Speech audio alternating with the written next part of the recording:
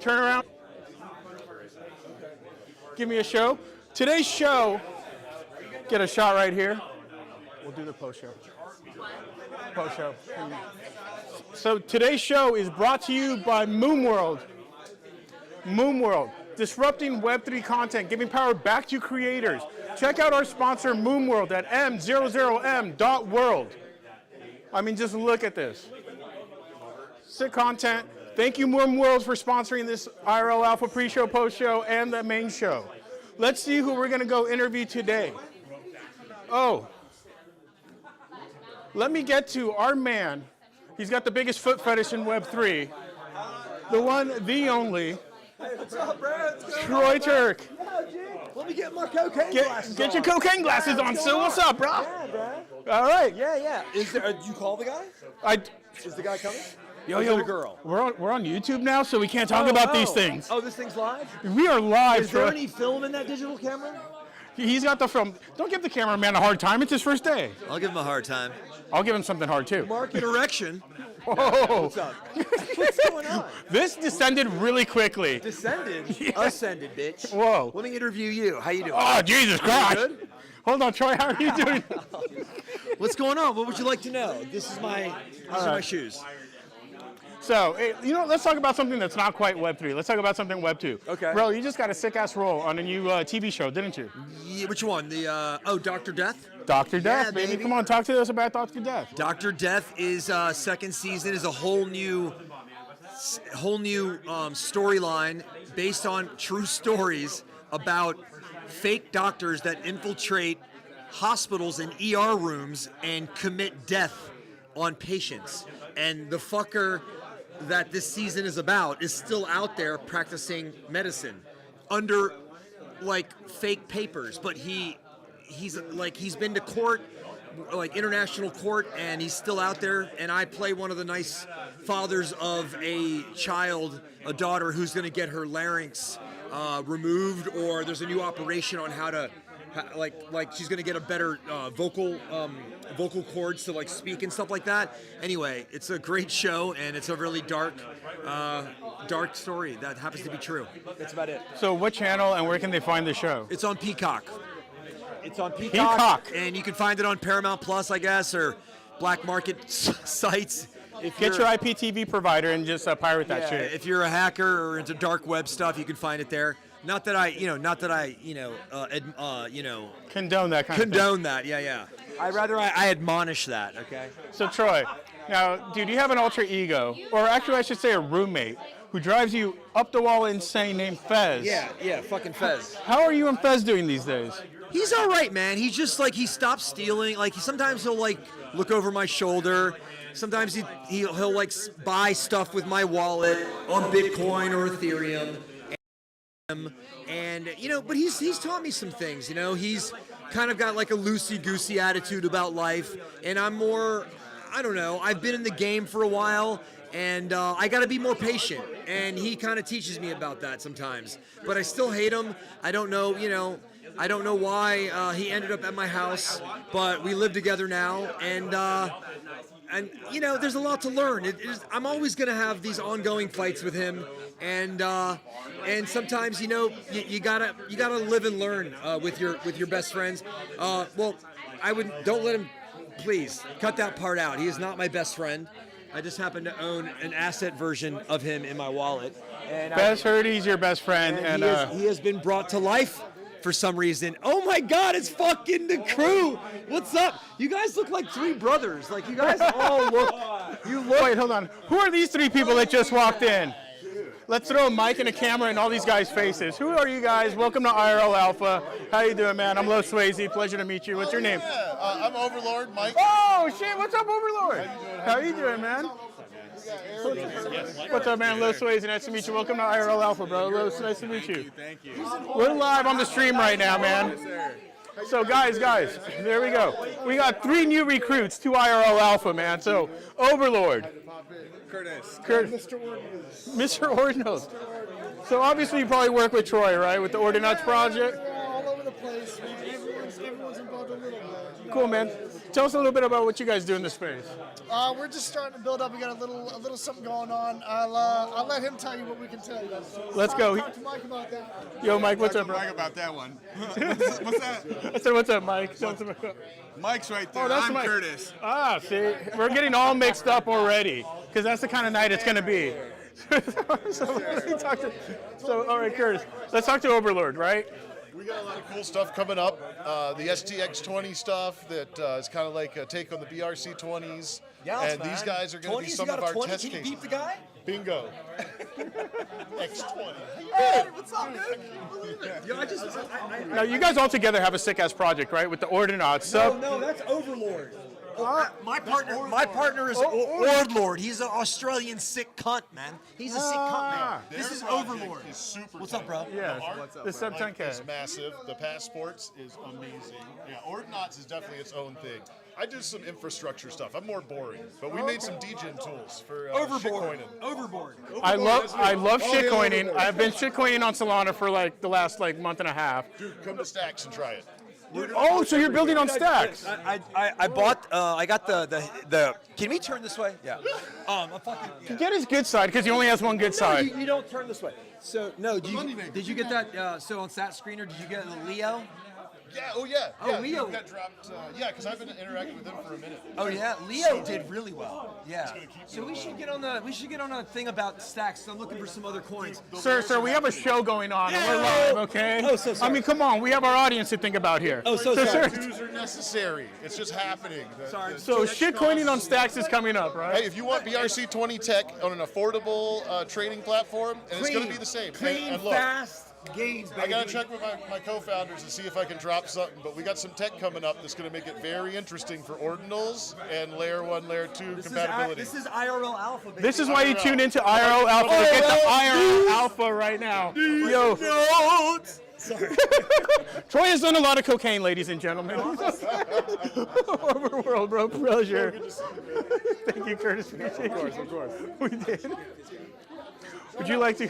No, he was telling you about the STX. He was telling us about the stacks and shitcoining on stacks, man. So how do you guys integrate into this? Absolutely. We're just coming up with it as we go along, man. We're just trying to figure out how to best bring the community together. Obviously BRC20s are amazing and ordinals and everything, but we want to kind of help people be able to afford it a little better, but still be tied in with the community and the vibe and everything. You know what I mean? I think that's important. Okay. So that's where we're at. Now, what I've noticed with between shit trading on Solana and shit trading on BRC20s is the user interface. It kind of there's a slight higher learning curve to shit trading with BRC20s. Are you guys working on a simpler user interface? Or? You know what? Right now, man, you go to stx20.com, click on inscribe, name your collection, say how many you want, and then what the max mint is, and you press go, and you're done. That's it. Simplifying it. This guy could do it. Curtis. This guy could do it. Yeah, and I know nothing. But So if you want to launch something without any, you don't have to know Clarity, you don't have to know any contract work. You just go to stx20.com, hit inscribe, and literally just name your shit, press a button, and you get your collection. And then whatever you do with it, that's on you. It's a transaction, a memo transaction-based protocol working on the Stacks network, and we just kind of want to make it more affordable for people. Because obviously things on Bitcoin are getting expensive, and it's limiting for a lot of audiences. And we want to make sure that everyone has that opportunity, even if you're just starting out, or you want to launch something you're passionate about, but you don't have the resources to do so. We're kind of making that medium for everyone. Dude, yeah, that's something I could definitely get behind. Just making these more accessible. Yeah. People are starting to launch meme coins. One called Bulldog just minted out today. I've been excited about that. They got some really cool vibes going on. Yeah. They minted out their 21 million, 1,000 per mint. So it ended up being 500 wallets. It was dope. And there's Manib is one of them as well. STXS, that was the very first one. Okay. So that's kind of where the market's going. But yeah, it's been cool, and we're starting to see the vibe really pick up. And like I said, it's just more about availability and spreading the word and letting people get involved at a lower entry point. Now, what do you think makes a good meme coin? It is just you've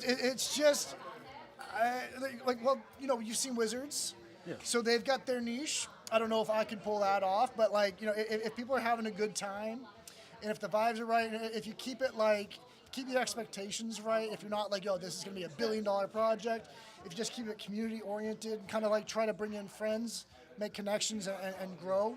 I think that's where it's at. And right now, with the STX 20 stuff, I feel like the opportunity is there to make these meme coins, but actually be like, hey, the reason this exists is because we're going to see what the capabilities of this protocol are. We're going to see if we can kind of like, do airdrops based on who's holding what. We're going to see if we can do some kind of liquidity. And meme coins right now, I think, are a good opportunity for people to throw that together and then just try different things. See what works, see what doesn't, see what the capabilities are, and then go from there. And I think this is a unique opportunity to do that with a low cost of entry. Dude, man, I fucking love to see it, bro. Appreciate you. Wish you guys all the best, love, man. Yo, much love, Curtis, bro. Absolutely, bro. Okay. Now, I got to go. So let's keep it with the ordinals trend right now. I got to go to the young king himself, the one, the only, Butoshi. Butoshi, what is up, baby? How you doing, man? We are good. How are you? I'm good, man. So the young king, come on, let's sit down, baby. Now, young king, man, you are building something really sick with AI that hasn't been done before, where you're giving AI their own souls, right? When you say it hasn't been done before, like, I haven't seen it done. that's cool. That's pretty insane. Okay.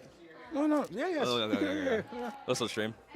So come on, tell us about your Butoshi project. Tell us about how you're building the AI and giving each of these characters their own like unique personalities through AI. Okay, so my favorite part.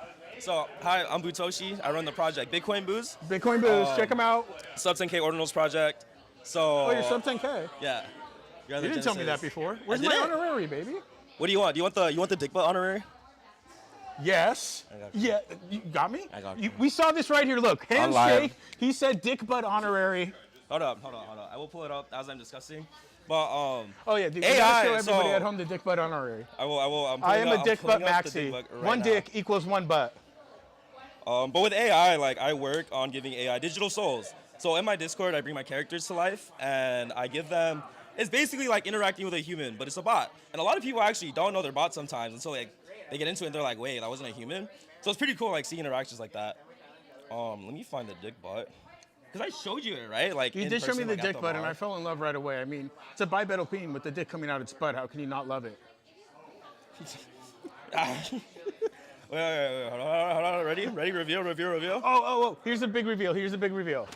Look at this beautiful work of art. And we all know that inscription number 1 is what? A dick butt. Yes, thank you. See, that is why I did it. I was having some like this, like, why are you putting like the dick butt? Sorry. I was like, why are you putting the dick butt on your thing? And I'm like, bro, this is literally inscription numero uno. Like, it is historic, and I need to pay respects to the first inscription on Ordinals. It's not technically the first, but it's number 1. So. Well, you had Casey Rodamore with his 0, and it was like the... That's Casey's. Yeah, it was the Dia de los Muertos Casavella, which is pretty sick in of itself, but inscription number 1... Numero uno is a dick butt. And did you know this? Dick butts were actually the first airdrop to CryptoPunks. So they do have a Wait, was there actually? Yeah, the OG. I'm so interested in that. Like, what's the like OG? OG dick butts, because there's dick butts version 2, which are the ones you're familiar with, like the smaller ones. But the OG dick butts, I think it's a collection about like 600 and something.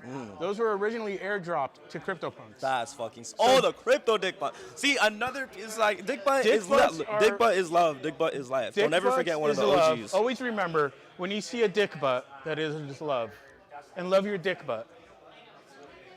We love all genitalia with love. How you doing? I'm good, man. I'm good. How's your New Year's? Did you come here for the New Year's thing? Oh, fuck, dude. I fell asleep, bro. It was like the worst. Wait, did you miss the countdown? Well, it's funny. I missed the countdown. I woke up like at 2 a.m. and I guess you guys were still partying. And I should have called you, motherfuckers. I didn't come here. I hung out with homies, so I didn't come to IRL. But I know they had the thing here. It looked really fun. They were partying till like 8 in the morning or something. So I should have just called them. 8. You know how the IRL crew does. Party animals. We go hard. You know, if you know, you know. So yeah, they were partying till like 8. I should have just hit them up at 2, been like, you guys still there? They would have been like, yeah. I've been like, all right, I'm pulling up. But that was my New Year's. Fell asleep. Pretty lame, missed the countdown. Happy New Year's. Happy New Year's, boo. 2024 is gonna fuck. I'm telling you right now, like, don't Super think it's cycle. not gonna fuck. Happy super cycle, motherfuckers. Happy Just kidding. super Don't listen to me. I'm a bull. Perma But bull, bulls NFA, operate. no financial advice. I actually have to think about my actions. I hope the SEC sees this in the future and understands that it's only up, baby. I'm just kidding. But Anything you want to say before we go on to the next guest, boo? I hope you all have a great year. And like genuinely, just put effort into yourself this year. Like shit's gonna slap if you put in the work. Like you will be successful. Like this is the year for that. Don't give up. Humanity's gonna fucking explode. Tech is already exploding. Like It's time to put the work in, baby. We gotta save the fucking mess people made. But yeah, that is it. That is my. That is why this man is the young king. King Butoshi of Bitcoin Booze. I will be expecting my dick butt soon, sir. That was on live, so I'm committed. That was on live, so he's got to commit. Yo, Boo. Fucking always a pleasure, baby. Love you, bro. Are you going to leave me hanging like that? Come on the stream. All right, who are we going to go? Let's go to my home. So, you know my shtick, man. I love interrupting people's conversations. So let me just go to my homie Colin right here. Colin, baby, how you doing, man? Happy New Year, first of all, man. How you doing? Los, it's great to see you. Happy New Year. I'm doing great. I'm stoked to be at IRL Alpha, first IRL Alpha of 2024. It is the first IRL Alpha of 2024. It's a brilliant, beautiful new year, man. Tell us about these amazing products you have here. Bosh, let's get a shot of all this right here. Our man Colin right here handles all this, sets it up, brings the fucking vibes with his nootropics. Now, can you talk a little bit about nootropics and what they are? Yeah, so nootropics are special medicine. It's medicinal chocolate, and we have different products. We have chocolate bars, all organic, fair trade chocolate. We also have a tincture spray, which is pretty awesome. I love the tincture spray. How does this work? So it's a breath spray. You just open. Can up you your can you mouth. demonstrate? Yeah, this one's. That one's sealed, open. but does you have an open one? Yeah, this is an open one. So you would do what? So you just like open your mouth like that, and then. I and then see. you're getting some of the magic. Yeah. I do feel the magic already. Yeah, it kicks in pretty quickly because of the tincture, and it goes straight from your mouth to your brain. I definitely feel it in my brain right now. I'm feeling all tingly, like there's like a little orgasm happening in my synapses. So, Colin, how did you get involved in nootropics in the first place? I got involved because I'm a yoga teacher, and I was going to a lot of psychedelic events that they have in Santa Barbara, and so we were at a psychedelic salon, essentially, that was happening in Santa Barbara. And I met the guys and started talking them up and shared about what I was up to, and we connected, and just like things kind of developed from there. Dude, I love to Being see friendly. it. I love to see it. And besides doing like the psychedelic medicine right here, you also run a yoga practice, correct?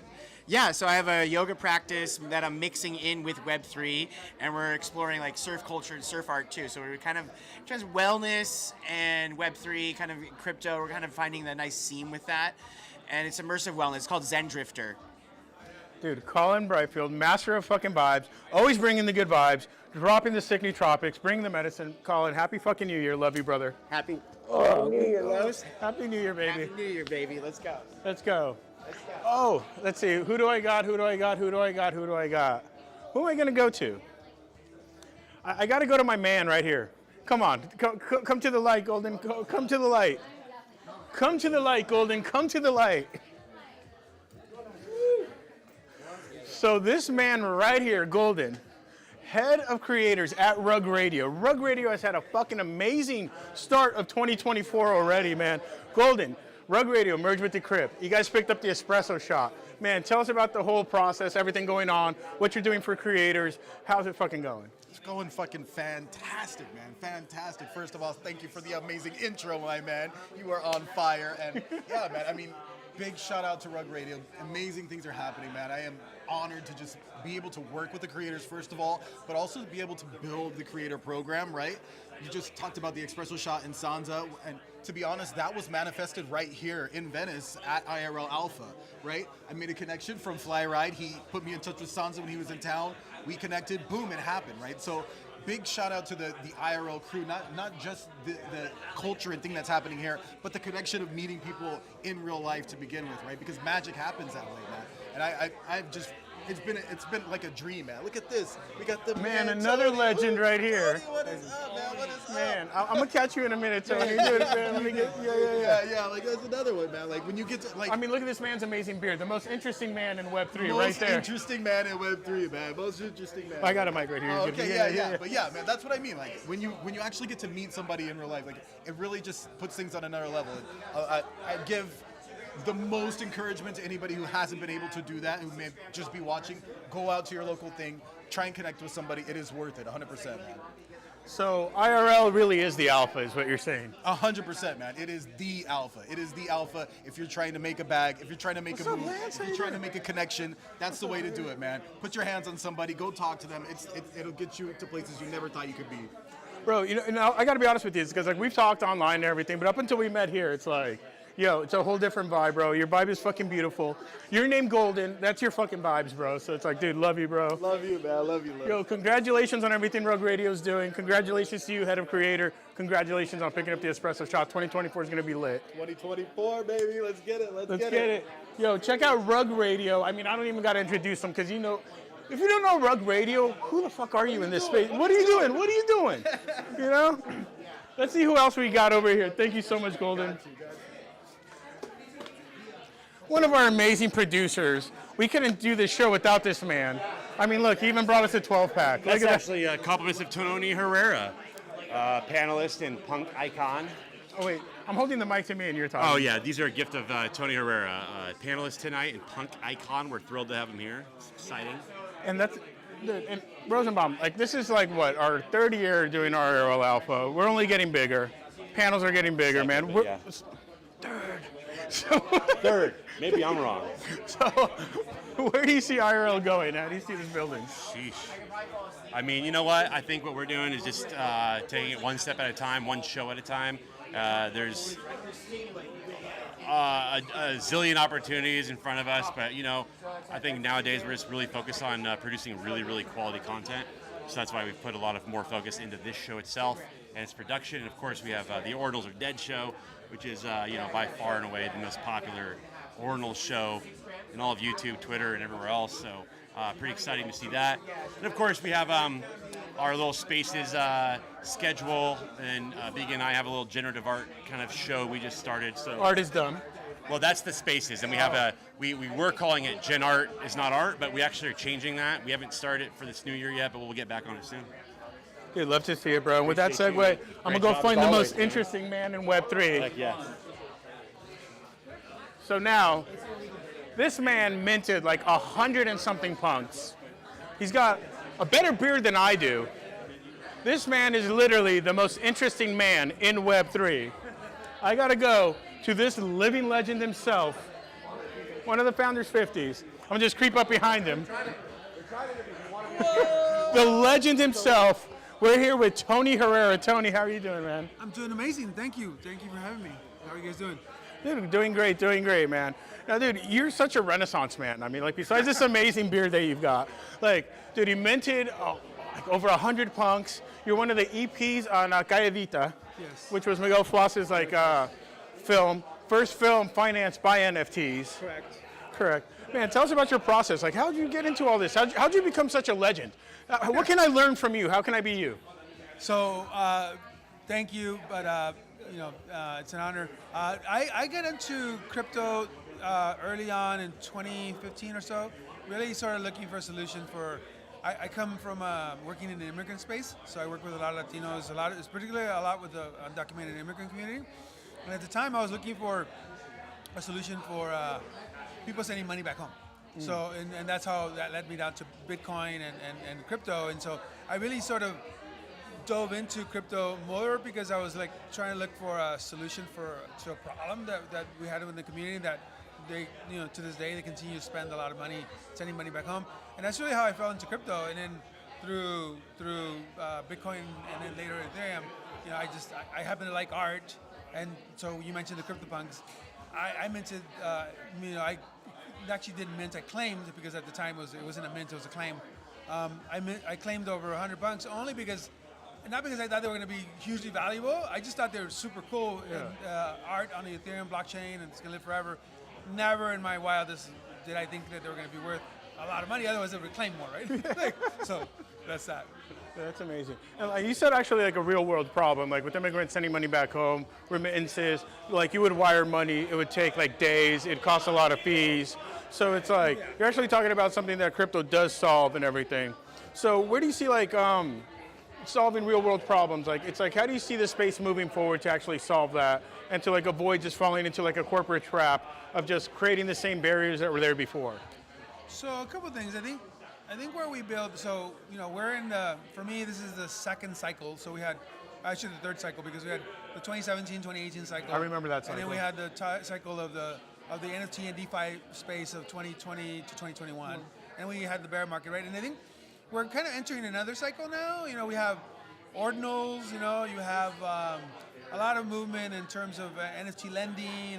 I think some of the real world problems are going to solve through some of that building, meaning that we have DeFi now. You have faster chains like Solana, and you have Arbitrum and Optimism.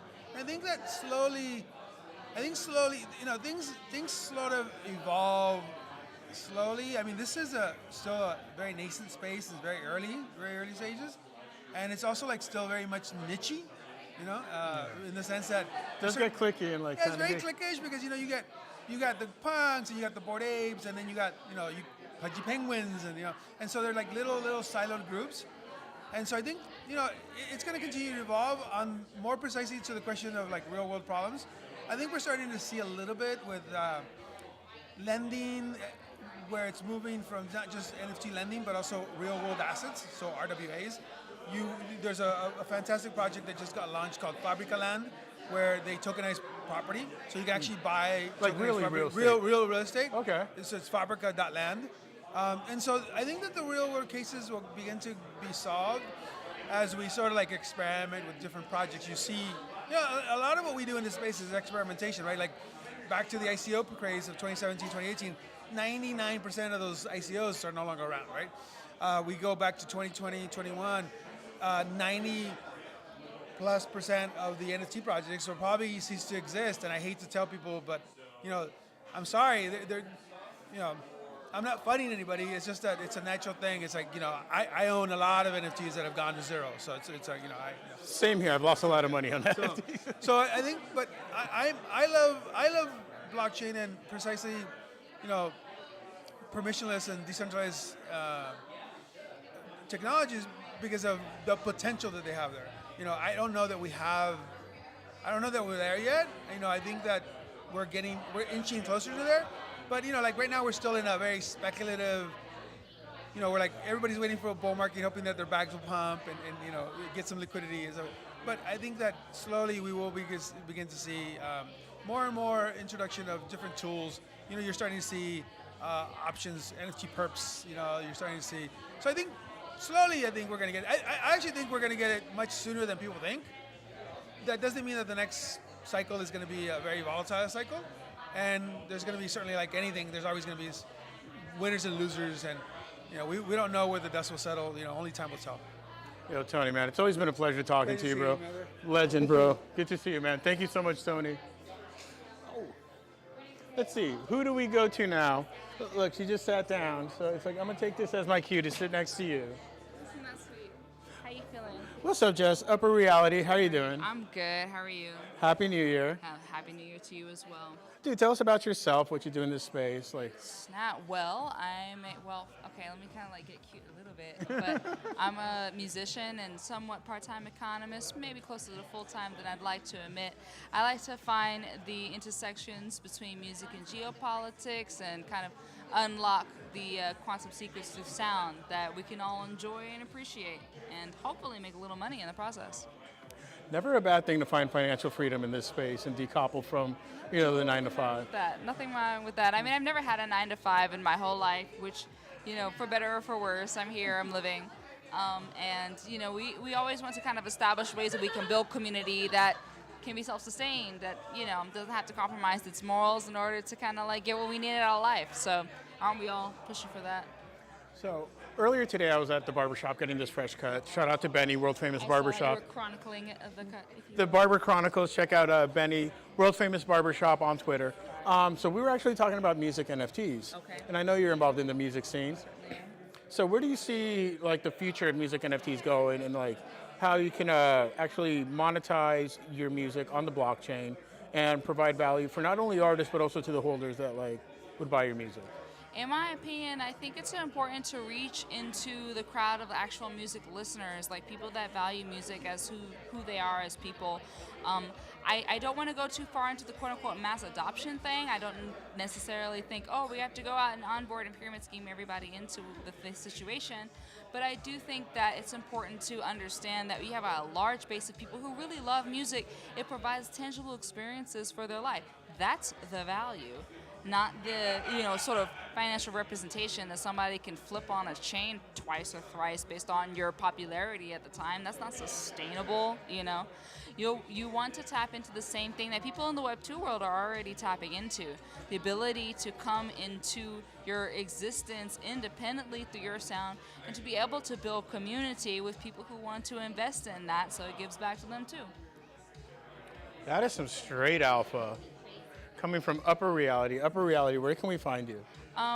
Well, Upper Reality, that's my artist name, and that you can find that on social media, you know, Instagram, X, and you know, even streaming sites like Twitch or YouTube, whatever, what have you. And it's UPPER space REALITY. I'm also on Spotify and Apple Music and all of those things of that nature. You'll find all sorts of cool candy from, you know, all the things that I've ventured into, and you can learn a little bit more about me. So, yeah. We'd love to see it. Upper Reality, thank you. Thanks, guys.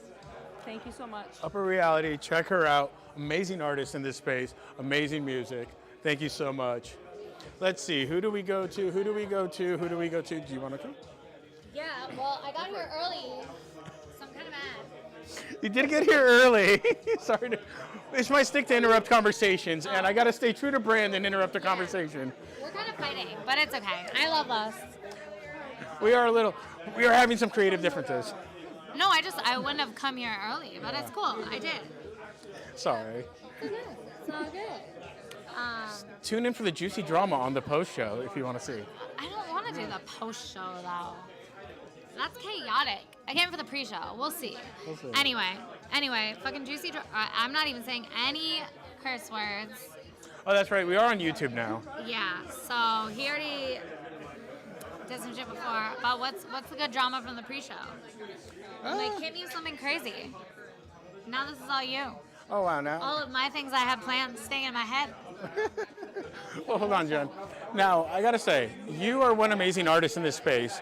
We've seen people with this every days doing a lot of like art of a certain phallus, but you were the original. So look, I'm not going to say I'm the original artist for a body part that was invented by nature, right? Like, I did not invent those. I was the first to use a specific medium in a way that no company had ever seen before. But my whole thing here is decentralize the D and F the system. I have a video, you know what that stands for. It's the only thing I've inscribed on ordinals, the full sentence. But that is like the vibe. And honestly, the reaction to his stuff it just shows, like, this space is so immature, and it's crazy because it's like, this shouldn't be a big deal, and people getting mad at it, but also I'm like, it highlights so many things, and I don't like to actually highlight problems. I feel like a lot of people can do that with their own narrative. I do stuff to celebrate the D, which, by the way, oh my God, okay, Gypsy Rose, that girl got released from jail, and first of all, I want a dating show with her. She had no teeth and convinced a guy to kill for her. She got married in jail. Like, what game this girl has? And she's getting all these hate comments, right? She's out of jail. She's back on social media. She got out on the 28th. And she's like, they're just jealous that I get that good D every night. And I'm like, you go, girl. You get that. Because you know what? We all need to be celebrating good D. So maybe there's not enough of it in this space. I don't know. I want people to prove me wrong. I want people to be confident in everything they are. And, yeah, you know, I'm really censoring myself, which I hate, right?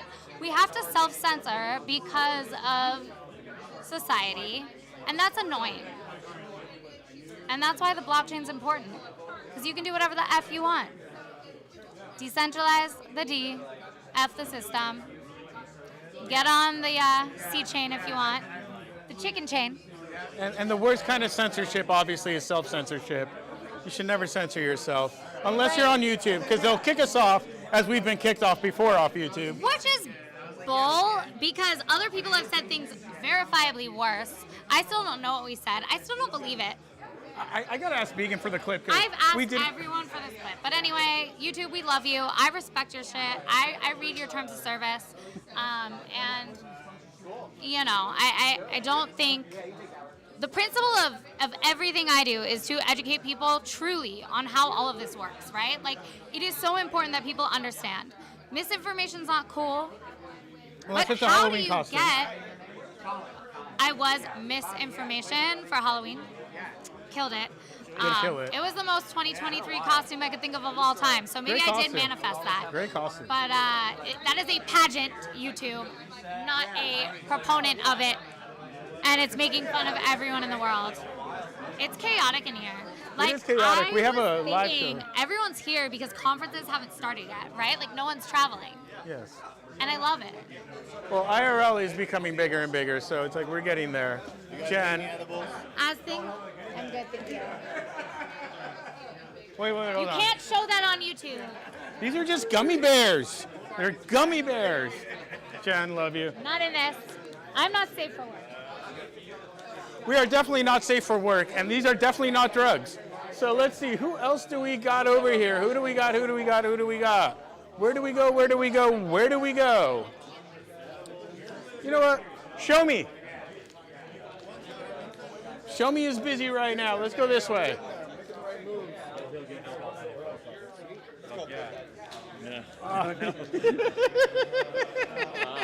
I love creeping up on this man. This guy is an amazing artist in this space. He's got some sick pieces up here at IRL Alpha. 1980, how are you doing? Good. I hate being on this shit. He hates being on camera, which makes me want to interview him even more. So that's why I go after him all the time. You want one of these, make you feel more comfortable? No, I'm good on that though. What's up? What's happening with you? What's up, man? You know, here we are. You got your amazing art up in here. Beautiful mixed media pieces, man. Can you talk a little bit about your process and like how you created these pieces? You know what? We should probably go towards those pieces so we can actually show them. Let's give him a shout out. Come on, follow me, Nate. All right. Come on, let's go see his amazing art, ladies and gentlemen. Follow me, boss. Follow me, 1980. Excuse me. What's up, Lance? We're just gonna get a shot of these. What's up, baby? So this is the artwork by 1980. Beautiful mixed media pieces right here. I'll sit right next to you. Boss, you got these in the shot, right? Great.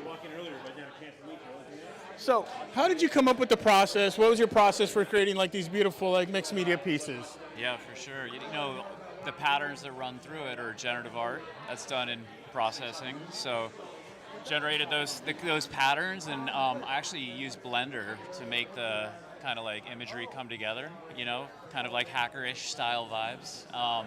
Yeah. These ones actually have code that's custom written to match with the lights into the artwork. So, yeah, something a little different. Just try and be unique when I can. Yeah. Well, see, the thing I love about your art is that it's like so native to what we're doing. Especially like you got like lines of code right here, like you said. Yep. The lights right there are going off of code as well. Yeah, for sure. I try and mix art and tech as much as I can. You know, I think we have such incredible tools accessible to us nowadays, and it's really up to us to push it. You know, and yeah, just try and do whatever I can to make it different. Bro, 1980, where can we find you? Because you're so modest, man. Like you're one of my favorite artists in this space. Where can people find more of your art and go in a deeper dive about you? I appreciate you, man. Appreciate the kind words. Find me on Twitter. Actually just launched a collection based. This is part of the collection called The Network. And we're all on the network, so these are just elements within. So yeah. Twitter's my jam. 1980. 1980, baby, man. Beautiful. Man, and let's keep it tech focused. I'm going to go right over here to Lance. I just love sneaking up on people like that, Lance, man. So for those that don't know, Lance is heavily involved in the AI space. Part of our Sunday AI meetups. Lance built a basic supercomputer up there. Working with AI. Lance, man, tell us a little bit about your background, what you do working in AI. I just like to play with it. It's not anything serious. But one of the things I do want to do is do a lot more with AI and have it run physical things. So I want to be able to talk to it and have it run motors, run actuators and things like that. So I'm working on a few different things that way. Come on, leak some alpha, man. What are you working on? Right now, Raspberry Pis and working with the GPIO pins so that I can actually do those things. Work with actuators, motors, displays, things like that. But it's coming along. I'm still playing with the tech. Yeah, still playing with it. Now, last time we talked, you were telling me like you had like an AI crack some mathematics, which is actually pretty big, because AI can't normally do math. No. So can you tell us a little bit about that? Well, it's, the LLMs can't really do math, but some of the newer ones, especially what OpenAI is working on, they haven't really done everything, but that was one of the big things, was like they could do math, which means that if they can do math, then they can crack codes. And so that gets a little scary. Especially when you get into nuclear codes. Yes, exactly. So that's what I think, kind of scared a lot of people. Yeah. But we'll see what happens, Now, do you think AI will be the end of human civilization, or do you think it'll be like a tool to like a new industrial age? I think it'll be a new industrial age, but what we got to watch out for is not the AI, it's the people controlling whatever AI. Those are the ones that are going to, we've always had to worry about that. So, the same problem with the Industrial Revolution is a few people controlled the industries, had monopolies, and basically bent the will of society to their whims. Exactly. And that's what we're going to try to avoid with like the new wave, right? Exactly. And we've got the guys out there right now, Elon Musk, Bezos, all these guys who have a ton of money and can control certain things. We need them. We like what they've got out there. The people who have Teslas like their Teslas. The people who want to buy something and get it shipped to the house, they love, Amazon. Not to mention all the other stuff they've got, AWS and everything else. So everything comes with a cost. Everything does have a price, man. Those are some wise words. Lance, man, always a pleasure, bro. All right, definite pleasure. Dude, until next time, brother. Let's see, who do we got? Oh. I wouldn't be able to exist in this space without my manager, who's running away from camera because she hates being on camera. Let's get a shot of my manager, my beautiful manager, Lindsay. It's amazing. It's great to be here. We're going to have an excellent show tonight. Bosch, it's nice to see you. We brought in the new year together. So, hi, everyone. I'm out. Look forward to the show. If you need me, that's my manager. You talk to Lindsay. She's got me. Thank you, Lindsay. Thank you. Happy New Year. Happy New Year. All right. Here's somebody I haven't seen in quite a minute. Oh my God. Recently married. Los, hello. Hi, dude. How are you doing, bro? Camera and Los. How's it Hello, going? camera. Hello, live stream. Hello, chat. How are you doing, chat? What's going on, chat? Oh, having a good night. It's Thursday.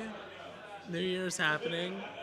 This is the first IRL Alpha of the new year. Yes, it is. 2024, the year of Kobe Bryant. This is the energy. Let's get that Mamba inside of us and really just make something new this world in this year. Bro, that's a mic drop moment right there. I don't even want to go on beyond that because that's like total mic drop. 2024, Mamba year, Mamba mentality, Mamba energy. Hell yeah. I mean, you're rocking that Mamba energy. I saw you at the barbershop this afternoon. Oh, did you see that? That was so cool to just watch happen. I don't know. I haven't seen the new Twitter interface, but can you read the chat that's happening? Yeah, Ben can read the chat as it's going on, so it's with the Twitter interface we can reach out. Cool. So I can tune in. Yeah. What's going on? Well, we did have shout out to John of Tezos because we did have John of Tezos chiming in, speaking the gospel of Tezos. Love John of Tezos. John of Tezos, man. Is he here tonight? John of Tezos is unfortunately not here, but he is preaching the gospel of Tezos in our hearts, and we hold Tezos in our hearts. Mike, man, dude, fucking Mamba Energy 2024. Mamba Energy, Happy New Year, brother, man. Talk to you later, man. Who do we got? Man, let's get a shot of the crowd because we have a packed house tonight. IRL Alpha is growing. We are getting bigger. This is only the start. 2024, Mamba Energy. Our show is starting in 10 minutes, people. Main show, 10 minutes. Let's see who else we got. Let's creep. Ah, our new victims. So you're two new faces up here in IRL. Hi, what's your name? I'm Deb. I'm Julie. I think we follow each other on Yes, we do. Yes, we do. Yes. Last week. Yes. So how do you guys like RL Alpha? Like second time here? It's her second time, my first time. I love it here. Yeah. It's good to be around new like Web3 faces, for sure. Enjoy the DGen experience. Absolutely. We love DJing. Yeah. And what do you guys do in the space? We are content creators. We both have our own YouTube channels. We both work with Gockstein Media, and we have a podcast called DGen Divas. Dude, shout out to David Gockstein. Great content. A lot of my friends employed by you. Let them keep their jobs, David. Yes, yes, please. So, dude, tell us a little bit about your podcast and like where we can find you on YouTube. For sure. So my handle on Twitter is crypto_deb. YouTube is cryptodeb. On my YouTube, I generally do like crypto updates, NFT updates, going over the market, all of that good stuff. And then with our podcast, we've been doing a few different things. We do like news updates, but we've also been going to IRL, like NFT galleries, interviewing people. So kind of trying to go through like all sides of things, which has been pretty awesome. And mine is Julie Kennis. It's KENNIS, and that's on YouTube, and Julie Kennis too on Twitter/X. You can find me there. I live stream on there with Deb at DGen Divas, and then That is a great name, by the way. Thank you. It's catchy. It works for us. See, like I'm so horrible with names, but DGen Divas like instantly clicked. I'm like, all right, I can. Merch to come soon. Shout out David, we need our merch. So yes, and we need to keep our jobs as well. Yeah. Actually, I just signed my contract, so I'm good, and I'm really excited for the next year. We have really big plans for DGen Divas, and really excited for what we have to plan for G Media for the next year. Drop a little alpha. What's coming from DGen Divas? We are planning to go to NFT NYC. Gonna push out some content there. That's gonna be our first like major crypto event. So that's exciting. And I'm manifesting more of like the art, the artists, and I'm not gonna like start throwing handles out there, but they know who they are because I am usually in the comments like, hey, manifesting that interview. So, but I really love the art side. I do love the technology and everything blockchain. So, but the art is definitely the one thing that gets me. Julie, Deb, Divas. Love to see it. Roxy Media. Dude, thank you so much for coming out. Appreciate you both. Thank you. Glad to be here. Thank you for having us again. And then just one more time, give everybody at home your handles and everything so we can find you on social. Okay, crypto_deb on Twitter and just cryptodeb on YouTube. Julie Kennis 2 on Twitter and Julie Kennis on YouTube.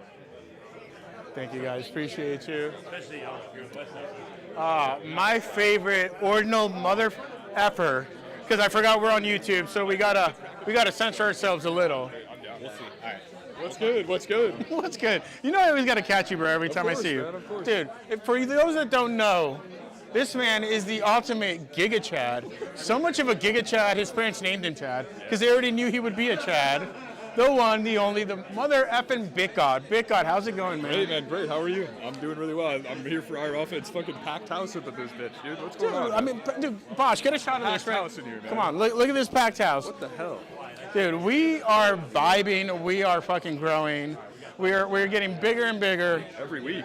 Every week, man. So, BitGod, man, you guys have the most popular Ordinals show on X, on YouTube, across all socials. Ordinals is dead, man. So tell us a little bit about that show. How's it going? Dude, it's a lot of fun. We had on Bear Snake today, who honestly didn't know that much about Ordinals, but was like, dude, we just love talking about Web3. And they have, of course, the Forgotten Runes, his company, has a project called the Shadow Hats at sub 1K that they're going to be launching sort of soon. And so it was just a blast. Like, he was an extra fourth person on the panel.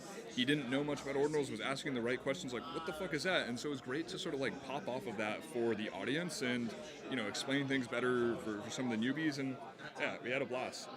Ordinals Are Dead show has been a blast with everyone and Troy and all the different guests we've had on so far, and Jen and Sattributes and everything.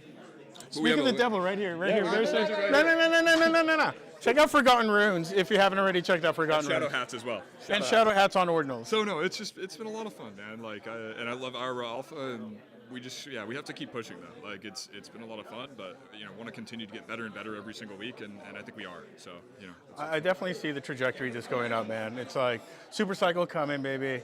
Ordinals to the fucking moon. Let's do it. Let's do it, bro. Dude, Chad, bro. Fucking love you, bro. Love you. Love you. Happy New Year, baby. Yeah, Happy New Year. All right. I gotta catch this fly motherfucker right here. I mean, like, Jesus Christ. Look at this dude just walking up right here. Damn, y'all gonna catch me in the wrong session. What's up, Sonny? Thank you, Troy. What's this? Thank you, Troy. I appreciate this. Thank you, Troy. I appreciate this. What's the sample? It's 0.1 gram per spray. How many do you want? What is that? Dude, it's amazing. Yeah, he's amazing. You know Nate? He's very introverted. That was very obviously not anything illegal. So, let me get Van Gogh. Let me get the D-Gods fam. Take a shot on the D-Gods bracelet. Stunny.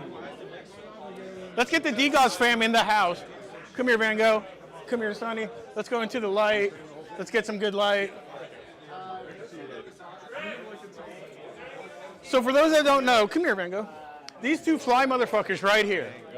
The face of D-Gods, man. The president of D-Gods, Sonny. Man who hosts D-Gods After Dark. The one, the only Van Gogh, man.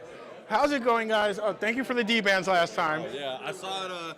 I was catching it on the screen earlier, and I was like, "Hey, yo, D-God's on top. We got the band." Dude, D-God's on top, baby. D-God's on top, man. Dude, so I was over at Benny's. I'm gonna steal your thing and interrupt the conversation. Let her come. What's up? Did you get through your X-Verse drama today? Was that you? No, that was Nick, Web3. Okay. Their utes look familiar because they both have suit utes. I just saw that it was like a ute. It was a suit ute. Honestly, I didn't look at the outfit. I don't pay that much attention to utes. Wow. Slander. Slander. No, here's the thing. I've said this shit. I thought youths were rolled out so well. I knew they would pump, right? Like, I knew financially it was a good opportunity. Give me one with tits. Like, I don't want a PFP with a beard. I want one with tits. I feel very offended right now, Jen. No, but it's... Youths don't have beards. D-Gods have So do youths. They D-Gods all have very like, nice beards. They're all still... Youths are furry. That fur looks like a beard. It's manly fur. You can get I have a big one. I can go fire. I do like the pink one. I just felt like I get it, but it was annoying because Frank was like, before you, he was like, no, but D-Goddess, it's season 3, and I'm like, We need D-Goddesses. I don't want to be season 3, okay? Right? D-Goddesses are coming, right? D-Goddesses are coming. What's up? Gang, gang. Hi. Hey, Max. Welcome to LA. Wow. Hold on. Oh my God, I felt so bad because Let me catch you in 1 second. I'm going to finish with these guys, okay?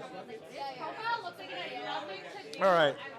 So I was just at like the Venice barber shop. Like, shout out to Benny. We're talking about how like Utes were some of the best IP plays, man. And like you guys now have a launch pad coming out with D-Gods, right? With like the whole, like with Frank teasing D-Starter. Oh, D-Starter. D-Starter, yeah. For merch like this. For merch like this, so if you're a D-God or a Ute, you can like launch a brand, which I think is like the best play from Utes and D-Gods, because it's like, I say it all the time, you guys have like the strongest community. Hey, yo. Oh, here we go. Merch? More merch? More merch. Hold on, shout out to Sonny. The Athletics, man. The Athletics on top. The D-Bands. You know. I mean, you see the sunglasses, the win-wins. You know Ooh, what I'm saying? and you know what I'm saying? So light. I did not notice that till now. Those are it's fucking subtle. hard as fuck. It's subtle. Yeah. You know what I'm saying? And I Those think are hard. that's going to be I think a key thing in merchandise this year for D-Gods. He does have his hair done. Yeah, Dude, look at him. He looks fly as shit, bro. Sonny looking fly as shit. But yeah, I think that's going to be like a key. There's going to be like cool, I feel like subtle D-Gods and Utes apparel, merch, and things like that come out this year that's going to really, I think, elevate the brand in a good way. Dude, and I love what Poco did. Poco got his like beer out in Dodger Stadium. He got like Shoto Antani now, so it's gonna be like a huge like marketing push. And like I've always said, I feel like Utes is one of like the best IP plays in the game. Like so commercially viable. Man, I love to see what's coming from D-Gods. Love to see like you guys on top, man. Love to see the Utes fam. Love to see the D-Gods After Dark, bro. So man, dude, where can we find you guys on social? Just give a little plug before. Van Gogh, VANG0XH. And you got the D-Gods After Dark, Van Gogh. Sonny. And at Sonny Mons, SUNNYMAANZ. What is it? All right, hold on. I gotta go to my favorite fucking content creator in the space, straight here from the 6. What's up, Mika? Leader of the Cabal.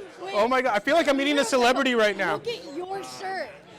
Why do you think I wore this shirt? I wore this in support of the Cabal. This is Mika's favorite meme right here.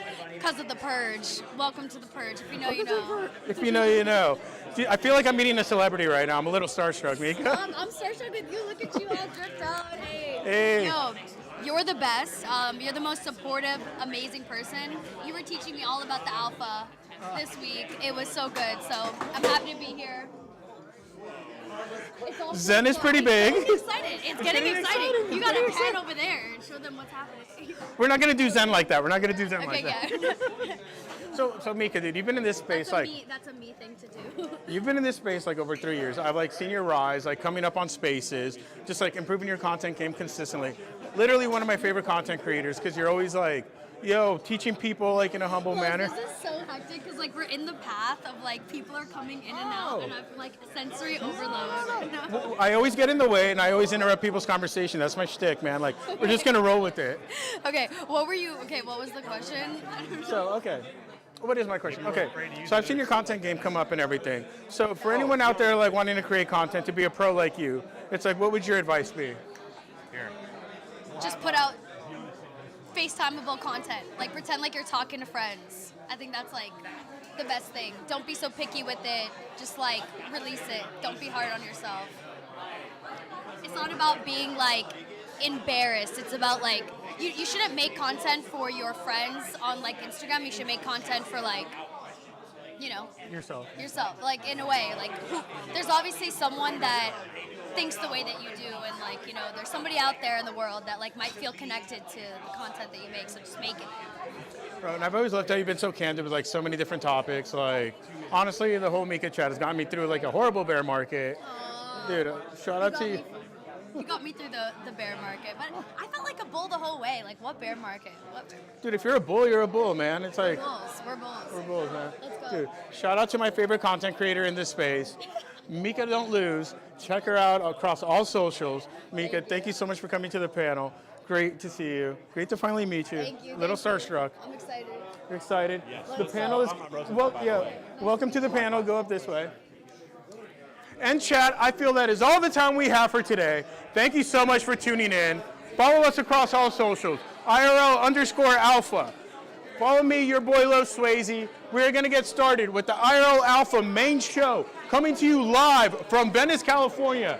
We got an amazing panel tonight. We have the legend himself, the most interesting man in Web3, Tony Herrera, the man, the myth, the legend, the ultimate contrarian, Vegan Bot. Look, he's not a contrarian. That's exactly what a contrarian would say. My favorite content creator in this whole fucking space, a legend, Rug Radio royalty, Mika, and the young king himself, Butoshi. We are ready.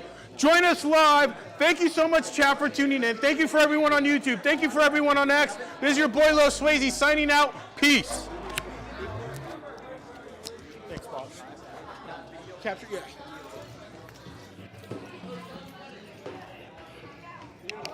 Beautiful.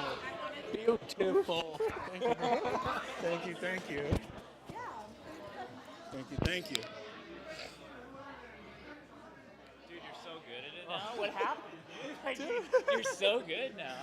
Dude, my very first one, I got stoned. I was so nervous. We did a pudgy penguin boxing of them cookies here, and like I totally ripped the box open. Like so fucked up. Dude, but see, I'm such like an introvert. I have a tough time because now you're so comfortable, and I feel like, you know. Do I like, make you freeze out. comfortable? No, not at all. Not at all. No, I mean, do I make you comfortable like on You make camera? me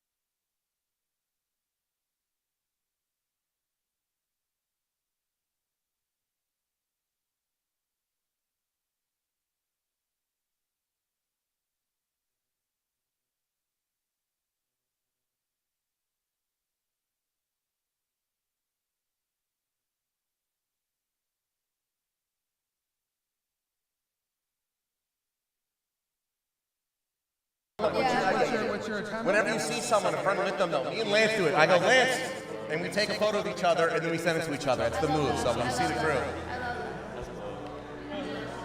I like it. I've been here before. Okay, so that's right. So really? Forgotten Rules, yes. I minted for it. Oh, nice. So like, sorry, the scene was super popular here. Yeah, no, totally, exactly. That's why I'm in I here. feel like you revived it because it kind of like died. Yeah. Well, I was kind of there exactly early on. First board at meetup was under an E. We're like, is this going to be above an E? Exactly, right? It's right over there. Yep, exactly. So this meetup came out of that meetup. When they canceled their meetup, we revived this one. Yeah. Yeah, everybody, yeah. Oh yeah, we're almost there, everyone. We're about to start. Thank you for your patience. If you need to grab a drink, go to the bathroom, take your last smoke, do it now. Because once we start fighting, you don't have that long. We will not stop fighting. Wait, my mic doesn't work? No, it should. Here, yell into it right now. Yo. Hey, Jerry, can you increase Mika's mic volume? Working on Squid It Out, and then also working on... Plump it up. I'm right now sealing a deal with... Pika. Pablo Stanley, he's a graphics artist. He did a project called Robotos NFT. Yeah, we're getting ready to announce. Hello. Oh yeah, almost there, everyone. Thank you for your patience. If we're late, it's not our fault. It's like LA's fault. It's traffic's fault. It's I don't know, government's fault. Never fault. Anyone what? No one caught that. We're on LA time. We're killing it. It's Froge's fault. It's third guy's Yeah. It's the Cabal's fault. It's the Cabal's fault. The Cabal doesn't want us to start on I time. remember my first Cabal. How was your Dude, she's in the Cabal. I'm not. I'm trying to get in the Cabal so bad. What is this? Bro, you remember the biggest cabal in Venice Beach? No. I did actually bring a robe upstairs. Upstairs, I have a full-length robe for you. Okay, I brought it for the Cabal. This is my first cabal. I remember my first Cabal. How was it? Also, if anyone who's like friends and family, we got a couple seats upstairs. I see you right there, Nick. You know what I mean? You gotta. That's the A1 spot. Yeah, there is a little bit of a, you know what I mean? That's the VIP. He's coming in with the foot, or you can sit on the couch. Wait, what you I got? won't get mad. What you got? He's got the Foot Locker bag. What is that? I have this couch is on camera. And so the animated... All right, cool. The animated... Jerry, Trick, are we ready? It says Twitter sound is echoing. Thank you, Eunice. She's a musician, so we believe her. Also, everyone, Eunice has a brand new drop that just came out right now. Collaboration with Tokyo Love. Dude, look how fast that is. Like, I can shill anyone who comes up, okay? Bucket's right there. He works for Odie Labs, innovative XR company. I can't shill everyone. Okay, I got a couple ready, but okay. Wait, can I also touch the Boom, soundboard? touch the mic. Oh, there's no soundboard. That's them upstairs. Oh. No, that's upstairs. That's upstairs. Okay. Hey, Twitter, is it still echoing? Just give us an answer. We love you very much. Please don't echo. Where do you see Twitter? Right. Well, no, it's all chats up there. You just look up there. They're chatting to us. They're chatting. It's a little small. It's good now. Video Game Freak says it's good. And if he says it's not good, guess what? I'm going to FUD the reboot cultural partners, collaborators so hard. So if you lied to me, VGF, I will FUD you to the ground. Okay, cool. We know where you live. All right, I think we're ready. We ready? Jerry, I need confirmation. Trick, I need confirmation. We're good? Everyone in the audience? Oh, Ed Balloon coming in late. Guys, if you don't know, Ed Balloon, go right now. Right now. Look at this right there. Some Fund XYZ. Guys, everyone, Some Fund XYZ. Click on the link. Vote for Ed. Give him some money to keep doing cool stuff. There we go. Say, I'm ready. We're ready to shill everyone. You gotta see what's the count, and so then see how many of these people actually. Yeah, exactly. If I come back tonight, we don't see these votes up here. Oh my God, shit's gonna hit the fan. I'll tell you what. Okay. Me and Ed are gonna start throwing hands. All right. Sending the Cabal after you. Yeah, the Cabal is coming. Okay. Jerry, Trick, are we ready? Vote Fantastic. for the boy. Thank you, everyone. We've done it. Welcome to IRL Alpha. My name is Beagambot, and I'm your host, and we're talking about all things NFT and Web3. However, we're not here to lecture you. We're here to fight with you. Fight with the chat. Fight with the audience. So, if you're in the audience in the first 2 rows, raise your hand. There's some microphones floating around. Give your takes in there. If you're in the back, you got a hot take. Walk up right there to the microphone. We got a beautiful camera on you right there. If you're in the chat, you got to say your takes. We'll read them out as long as they don't flood my own personal bags. Okay. Actually, wait, couple quick rules though. If you are going to give a take, you got to do 2 things. Number 1, do not shill your own bags. If you mention your own bag, start shilling something, we will cut you off. Number 2, we don't want your life story. Short and sweet. If you start rambling, Trick's going to play a sound like this. That means wrap it up. You go for a little bit longer, something like that might happen. And we're going to start booing you, okay? We've seen a lot of people booed here. We don't want that to happen to you.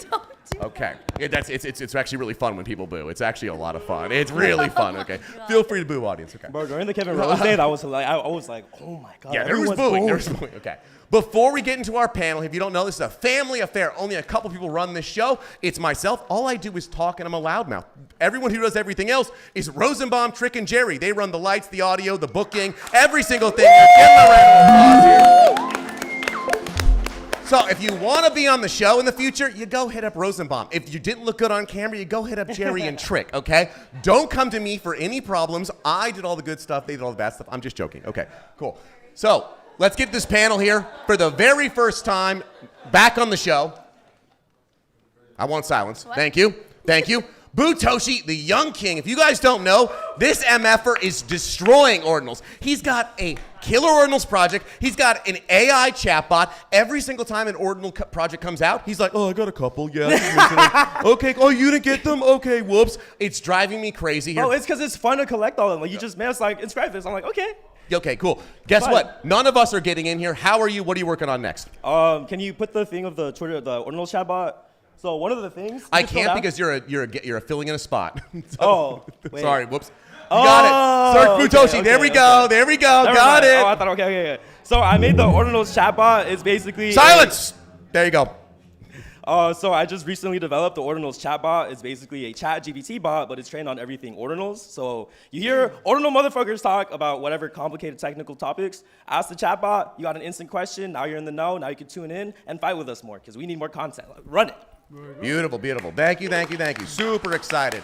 For the first time on the show, all the way from Dubai, here to, make some Web3 boys cry and talk about a bunch of different stuff here. We have Mika, Rug Radio creator, CCO, OD Labs, XR Tech Company. We got buckets in the house. We have a bunch of OD Labs people that we love here. How are you? What's going on?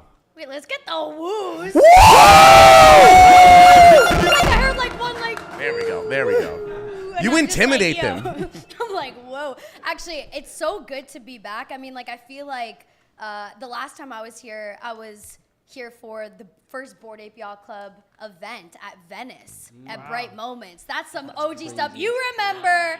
JR remembers. Everybody remembers. All the OGs remember. You remember. Oh, I remember. I'm in the photo. That's all that matters. If you look at the classic photo, I'm in it. Okay, that's all. No. Yeah, that was like, but that birthed this, so we got to represent today, and yeah, and look at where we are right now. So you know what, a lot can change, but yeah, that's some OG stuff. Feels good to be back. Beautiful. Excited for some beautiful opinions. Lovely. And back on the panel again, if you guys don't know, honestly, we call him the most interesting man in Web3 for a reason. I mean, while you guys were trying to flip Nike Dunks, this man was claiming CryptoPunks. Cartoonish collection, one of the most interesting people I know. OG of OGs, Tony Herrera. How are you here? Woo! I'm fabulous. I'm doing awesome. Thank you for having me. You always are doing awesome. That's your life. Your life is awesome. Somebody asked me, have I been on the panel before? Yes, you have. You were on one. Yes, you are. You sat on the very end right there. It was maybe, I would say, 5 months ago. I'll pull up the video. Okay. My life would be awesome, I was too, trying to if I, remember. like, He doesn't even remember. I was on the CryptoPunks. panel. Oh, I didn't remember. No, I do a lot of panels and Somebody asked shows. me, and I'm like, yeah. Well, I was in the front row. Yeah, and you and Adventurine were wearing. Me and Adventurine on the front row, but I was just trying to remember whether I was actually on the panel. But anyways, thank you. And you wore a fez. I just want to say that, like, you wore a fez, and that was amazing. Beautiful. Okay, well, Tony, it's so fun to talk to someone who's actually so OG. We see so many new things coming out. Everyone's like, we have a new innovative idea we've never heard of, and then Tony comes in, and he's like, okay, not quite, and so we'll get into that tonight. Last but definitely not least here, one of the hardest working people I know in all of Web3. If you guys don't know, Forgotten Rune Wizard Gold is like the only project that delivers things, honestly. I mean, we've got comics, we've got games people play, we have actual, like, dude, look at this. We got stuffed animals that are going crazy. They're going after Disney. It's wild. Bear Snake, how are you? What's going on? So happy to be here. Hi. Yeah, here. I love it. This is my lifeblood. I'm so happy to see Twitter timeline IRL. Yes. Let's get into it. Okay, beautiful. Before we get into it, I have to show them for one more time. Because if you guys don't know, Shadow Hats is releasing in a couple of weeks, which is, listen, ordinals, under 100K, under 10K. It's under 1K. They have a collection under 1K. We have done this meetup every single week for a year and a half. He stood up in the back the first week of Ordinals and said, listen to me, motherfuckers. Ordinals are coming. And then he minted under 1K, and then we all went home and said, sure, Bear Snake. And then 2 months later, we said, what the fuck? We fucked up here. So super excited. Give us any info about how we could, Next week, the week after, a lot of fun stuff happening. And so we're trying to sort of be the case study for how an ETH project eloquently moves into Bitcoin. So beautiful. I think it's gonna be fun. Also, before we get formally in, if anyone is standing right there, we do have a couple more seats upstairs, hopefully, so you can go to these stairs here. Hopefully, we won't get too busy. It's a packed night here. Okay. All right, let's just start with the drama, okay? Because Tony, thank you so much. You did your job here. Patrick's usually in the seat. He's causing controversy in the timeline every day. You woke up. You chose some chaos here. You said that, hey, true punk and MFer projects don't do honoraries, which is obviously a direct shot of node monks who have been going crazy with the honoraries. I think there's monkey. I actually purposely put monkey there. See? Monkey, not monk. Yeah, you were trying to avoid the smoke, but guess what? You're getting it. Yeah. No, I mean, I actually love the monkey. I love the Node Monkey project. I think it's awesome that it's bringing people from Bitcoin into the art scene. So I'm happy for them. It's just like, when I really started diving into it, and my timeline was filled with a bunch of people that are part of the punk community and other ones, and I started seeing that they got honorary monkeys. I'm like, wait, what the fuck's going on? I'm sorry. Oh wait. So you're saying OGs of the punk community got honoraries? You didn't, right? Right. And then now you're like, honoraries aren't punk. Okay. It's my mission now to foot them, right? I didn't even realize it until because I started seeing a lot of people that I respect were they're just souping them up. And mind you, I had, BitGod had spoken to me about the project and proof of just towards the end of the year. And honestly, I'm admittedly, one of the things that happens when you're in this space for a long time is that you sort of you can easily get blinders, right? So I've long been, in Ethereum, helped launch a bunch of projects on Ethereum. So, I pretty much breathe and live Ethereum and hadn't really looked at all the side chains and all the other chains. But I'm happy. I'm really super stoked that they're doing it. I just think that some of the times in this community, we're still doing projects and it's oh, well, let me go off and get this person or this person because they're going to help me. But my whole thing is this, Gabe. When Bored Apes came out, they did honoraries. They did. And a bunch of people didn't even know. The people who got the honoraries didn't even realize till later, and then they realized Bored Apes Moon. They went, oh shit, I got an honorary. Right. Sell that shit. I didn't know that at all. That was hidden. I just no. But yeah, well, you gotta be an OG. Yes, I'm not an OG. Gotta be an OG. But hold on, I just feel aren't we over honorary? It's just how are we still getting away with this? It's because they're fun. Are they fun? Look, I have But everybody, okay. I have my honorary. Okay, stop. Butoshi just got his first honorary, right? This is one of my. I have on my Apple Watch. I have a bunch of honoraries people make. A bunch of honoraries? What the fuck is going on? I have zero. No, because they're really special to me. It's hey, we connected in person. We respect each other's vibes. They. What about the people that sell it though? Okay, what? Oh no! If you sell an honorary, you're a pussy. Straight up, I'm saying. TBT Nakamiko's. Pussies, why? Okay, no. Okay, so that's what I'm saying. It's I don't know what's happening with these. You need to fill me in. Are people selling these? I don't know. People are selling these. People are making money. So I call them out. They're selling their honoraries. They're selling their honoraries for 0.1 Bitcoin. And I think it's such a bitch move. Why would you sell something made but it's personalized to you? But I think more. I can tell you why. But why would you buy it? That's what I'm saying. It is so lame to rock a different version of someone else's PFP. So also shame on anyone buying that shit. Okay, so real quick, I actually do have. Are we back to buying shaming? I don't ever buy shame, but I do think if you sell an honorary, then people on both sides of that deserve to be shamed. Okay, so real quick, I actually Let's shame everyone. Only that. 2024. So I have friends of shame. I have 2 friends who have bought. You want any more They have after bought you honorary say. apes that weren't theirs. I have 2 friends that have Okay. spent a lot of money. Why did they buy these honorary apes that they Because weren't they're theirs? planning on being sim swappers? Well, because they look at it and they say, What? They this get a is lot of the- money. this It's a is- one-on-one. They're the rarest thing. They're rare, The high- special yeah. things. They said, I like the aesthetics. Okay, so Batsu got an honorary. I like Batsu's aesthetic. I liked his Node Monkey honorary. I was like, damn, that's kind of fire. Maybe better than other Node Monkeys. Maybe you, like, I could see someone just saying they're more unique and one of one, and in 10 years, no one's going to care. Who the fuck is Batsu? I don't know, right? Yeah. Who the fuck is Butoshi? I don't know. But maybe you like respect somebody or something, and you're just like, oh, that's sick. Like, I don't know. Who would I want like an honorary from? So I will say one thing, and one, I would take any honoraries, and Yes. Give Jen an honorary. But I do think the way that it was rolled out with Node Monks, like, I literally, and a bunch of people know, I sold a bunch of ETH for Bitcoin. I was gonna go all in on it, but I think messaging people that have never interacted with the Ordinals community, have absolutely no connection to the project, like, that ruins the vibe to me, right? And it brings in this entire flipper culture, and I honestly think it made it less cool. But we need the and I flipping culture. understand. You need no, that's- no, yeah. but I get that. But I think they were gonna have it anyway, right? But like, it just turns it into everything that I feel like being an OG Bitcoin collection shouldn't be. Well, who decides what like an OG? Who decides anything? The cabal? We're deciding in here. No, but wait, but What's doesn't trending on but, Twitter? But I feel like a lot of people are like saying that, even like the Bitcoin people, and they're just like, or just everybody like, oh yeah, we shouldn't have these on Bitcoin, or like we shouldn't, or this is the way that Solana. I mean, like NFT should look on Solana. This is the way NFT should look on Ethereum. It's like, who became Web2 gatekeepers? Like, I'm just wondering. No, and I agree. This shit's permissionless. So even if I don't like something, it's not stopping anyone else from doing it, right? It's maybe stopping my decision from buying it. But like, at the end of the day, permissionlessness, you can't stop anyone.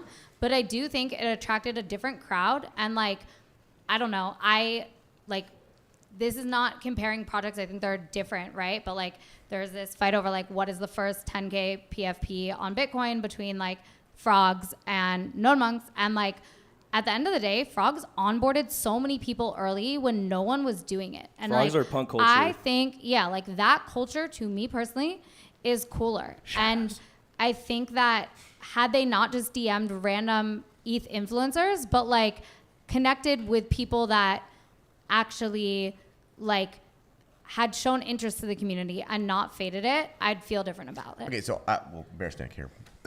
I think we saw this in 2021. It's the same exact thing, but like with everything, in life, the timeline's just going to get shorter, right? So everything that people learned and worked in ETH is going to happen in Ordinals, but it's going to last like half as long. And which is fantastic because there was a lot of bad stuff. I also think in general, influencers are going to have less and less of an impact on projects and like financialization. I think influencers are going to be sidelined to talking about what's going on instead of sort of impacting a price or the hype of a mint. Okay, so We're promoting critical thinking. I love that. So I always am. One quick different thing about these derivatives like this. If I don't know about Node Monks and I know all these individual people, or a lot of them here, and I see the aesthetic of each one of these, I'm recognizing, oh, look there's Garga, there's Gordon, there's Batsu, you start getting familiar with what the collection looks like, and you start liking the aesthetic of it overall because you see recognizable, familiar things. And then when you see the generics, it's like, oh, cool, dude, I'm not Gordon, but I'm a normal one. Oh, I'm not Gordon. Scooby, look at Scooby.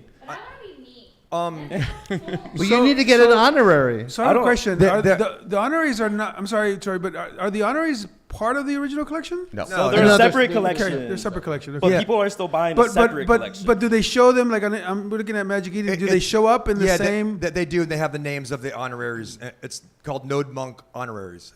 Like if you But they show up in the same collection. No, not the, it's separate. I don't think there's really any. Really quick, there's no difference than people grabbing 500 ENS names of companies and other names and stuff like that, just in case stuff. You know what I mean? Like these have pictures and honoraries, and they may die out. People buy them as alpha, but people. though. people are into patents and stuff like that. So like these have pictures, but ENS names, BTC names, Soul names, they all have, like, people like to acquire things that the company didn't have, like yeah, getting but that's like Coca-Cola. a squatting, right? That's like a yeah. I mean, yeah. tomato, you know. So Love tomatoes. let me just. I wanna. I'm 90% sure about this. I just want to confirm. Didn't Node Monks initially market themselves as a free mint? Yo, they marketed as a free mint, and they were gonna donate whitelist spots if you donated to charity. And then kind of said, no, just kidding. We're doing a Dutch auction. Buckets just starting at Mike, 0.21. Not the Dutch auction. Okay. Whenever they switch So- to the Dutch, you know what I mean? Not the Dutch auction. The reason why people are the conversation about honoraries is happening with Node Monks is because of the way that they rolled out everything else. So if you understand, if you remember the Nakamigos drama with the honoraries, the whole point of Nakamigos was like counterculture. A lot of people with the Sartoshi pass was able to mint Nakamigos, and it was all like this, you know, CCO, like the counterculture, no founders, completely anon. And guess what? We're gonna give a honorary to G Money. We're gonna give an honorary to this person, and we're gonna sell it for 10 ETH. The reason why there was a whole fight between the Nakamigos and the MFers community was because of that. MFers like, we have no fucking honoraries. We're the true CCO, decentralized motherfuckers out here, right? And guess what? Nakamigos, you guys are fake because you have honoraries. So the problem is that honoraries in general is just a concept that people use for marketing. Marketing is fine. Marketing tactics are 100% okay. The problem becomes is when you're infusing the honorary marketing model, and with your current rollout of marketing, you're kind of fucking yourself over, or you're fucking yourself in the process where you're actually gonna create this conversation. But the reason why people are mad right now with Node Monks is because they market themselves as a free mint, and now they went from being a free mint to a Dutch auction that with a separate collection that there's trading volume on based off of honorary. So that's why people are upset about it, in my opinion. Okay, so real quick though, Awesome. right now this marketing did work. That's that. So it made Having work. It fucking morals- worked. Having morals won't make you money, and I think it's important to remember that. Unfortunately, What won't in this make us space, money? I would love Morals. having morals doesn't always Oh, make you we're in money in this crypto, space. of We're in crypto, yeah. Right. How We're in did a we casino. get here? We gotta change okay, it. so it seems like there's two things. There's like if people are okay with an honorary, if you honor people who are actually part of the community, if you honor random influencers, we all get pissed. It was really nice when they were honoring like everyone in the Ordinals community. And then they started honoring kind of like everybody, and I was like, well, I see why it's good marketing. Like, So you got honored, and you were like, "This is great." And No, they I honored thought- someone else. I You went, thought "What the like- fuck?" No. I don't mean it like that, but I mean in specific, like just the way everything was rolled out. I mean, it's fantastic to me. Like, I love it. Like, bro, my favorite ETH influencers are just like other people I respect in the space. They're all getting honoraries. They're all representing basically Ordinals. And they're showing everybody, hey, I'm taking a step into Ordinals. This is a lot of ETH people's first mint or like first purchase on Ordinals. So... I hate to be the idiot in the room, but okay. can somebody explain to me the difference between honoraries and secondary sales functionally? Obviously, there's a structural difference, but the actual like. Most You're NFT not the idiot in the room. We need to ask more questions. Yeah. Okay. Yes, Nobody please, knows please, what they're please. talking That's a about. good Okay. question. Give it up for her. There we Ask go. a There we question. go. Okay. So real quick, for a collection, right? I don't even Node know what it Monks, means. we're minting Thank random pieces, like random, get a hash somewhere, random piece. Honorary is saying, what is Butoshi's actual PFP? I'm going to design something in the collection that matches his PFP. What's Tony's PFP? Look at that punk right there. I'm going to make something that represents that punk for it. So they're individualized items. So if you do these and the person who's a big influencer is like, I got an individualized item, you got great marketing. However, if you're a dork who's like doesn't have enough clout and you're like, I want one, and you don't get one, and some random dude in Solana and ETH gets one, you're like, I thought it was an ordinal MF, you get pissed off. So Wait, Big God in the chat is saying the fact that Tony didn't get an honorary means the mint was rigged. That's true. That's true. Tony. Okay. You can't market enough to create culture. So the reason why everyone's like ribbit punk culture, right? Frogs is because it was created. You create culture, you don't manufacture culture. So you could create and you can market tremendously to be the topic of conversation, to pump your floor, but sometimes creating this honorary system of like for the sake of marketing. Oh shit. It's okay. We're live. We're live. Might lead you to compromise on the culture aspect in exchange for the hype moment. Yeah, so this is going on a lot in Ordinal's world right now. It's funny because I'm on the outside just lurking them, an old ETH MFer, and they're like, we're doing something new, and I'm like, no, you're not. We did that back in the day. That's all I'm doing all day. But one thing we're seeing a lot is people talking like, what's real Ordinals and when are the posers coming in? I think but there's like a super important distinction with like what's happening with node monkeys and specifically. Like I've seen this couple takes in group chats where people are like, this allows Ethereum people who are coming into Ordinals to feel like they're still early in Ordinals because they're grabbing what was like market, and it is like a sub 100K historical project for many in the space. So I just wanted to, I know it's funny as fuck, it's a number, whatever, but like that is the Ordinals culture that has formed since day one. Also, an interesting thing about the honoraries is like on Ethereum, you have collections, but these are all inscriptions that go straight, like inscriptions are all over the blockchain, so you could list these and people could sell them. They might still deem valuable because they're inscriptions at the end of the day. Like they're on, there's. Okay, did anyone answer your question? No, let me explain. Okay, let me explain. So there's let's say an NFT collection, right? And there's certain, traits of something, right? Like, how much do you know about the traits? Just keep talking. Okay, all right. So basically there's like collectibles, right?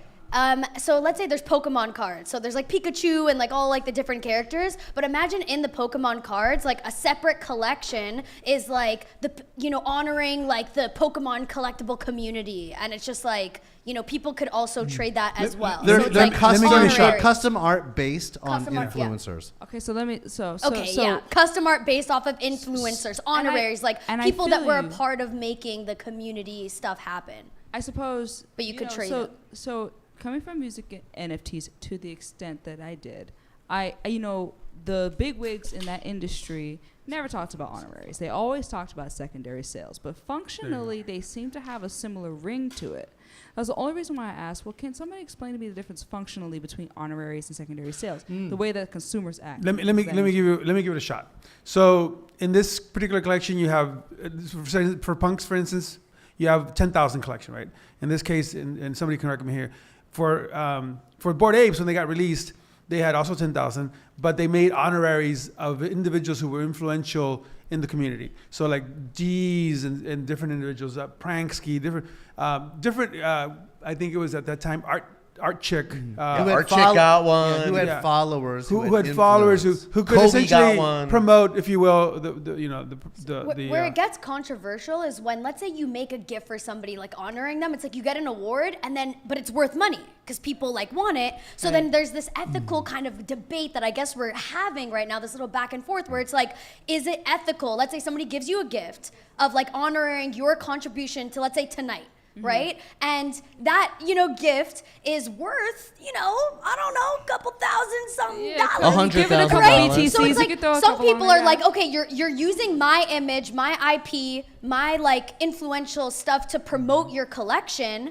So let me sell that because it's worth money and we're all trying to eat. Like, why not? But then there's the other end where it's like, is it, you should maybe keep it. And do you re-gift? There's a re-gift. It's because it's made like it's literally you. Like that honorary is who you are. But wait. Nakamigos was a good example because back then when Nakamigos the honors came out, a bunch of people were like, I don't. Thank you for the honorary. Who the fuck are airdrop, you? Right? Like it's airdrop. They're like, okay, cool. Like I don't know who you are. So thank you. And then someone's like 5 ETH, and you're like, but you should highlight that so too. here's a good position. I'm sorry to interrupt, but you have essentially the Bored Apes here come up. Let's look at the activity to see. Like, here's all the sales, right? It's like. Are they a separate collection? Yes, they're a separate totally collection. Totally At separate collection. 55. Also, real quick, actually, Rosamond, go back to the full collection and look at who recognizes these influencers. It's a fun game. Like, Beanie's got one, right? And it's for Did Beanie sell his? Did Beanie sell his? I think he did. Yeah, I'm pretty sure. No, but it's 20. It's selling. Well, let's look at the history. So its current price is of 10 ETH. And then just keep going down. He sold it. Oh shit, he did sell it. Yeah. Okay. Oh, Redbeard had it at one point 2 years ago. No, that's one of the highest wizards that's ever sold was an honorary. Okay, wait. So wait, real quick. You actually have an honorary collection. We're talking so much shit. But they're on part of honoraries. the same collection. Began didn't get one. Let me say one thing.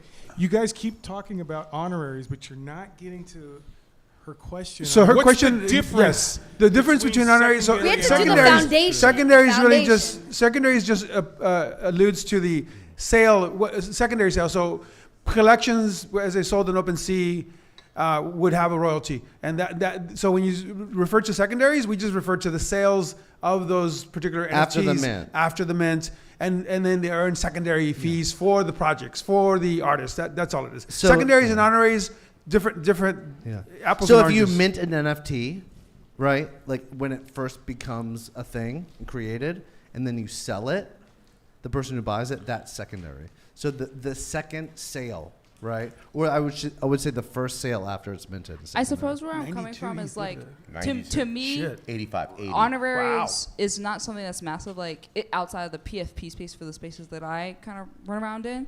And so when I hear about honoraries, I simply hear, what I hear is like a secondary version of a mint that's being made on an individual basis.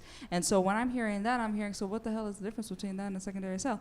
And that's not to say that there isn't one, but functionally, I want to know what justifies the value of these honoraries being like. Because people trade on. It's also like people trade on traits. One thing is like specifically for apes and for this collection, like that we're talking about, they're in separate collections. So I do think it's important that it doesn't contribute to like that volume on the big collection and understing that.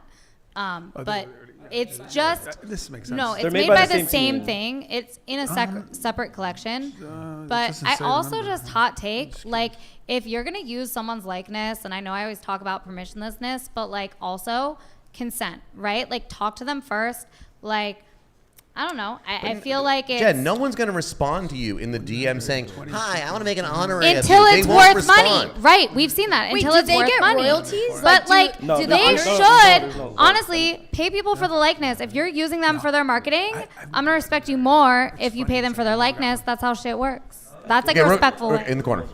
Yeah, so again, my take on all this too with honoraries, I think if you use it in a way outside of the NFT community. So I was with Oniforce, and we used honoraries like Steve Aoki, Juju Smith. Upstairs, shut up. Israel Adesanya with the UFC, and we brought in an entirely different crowd of people that had no idea about Web3.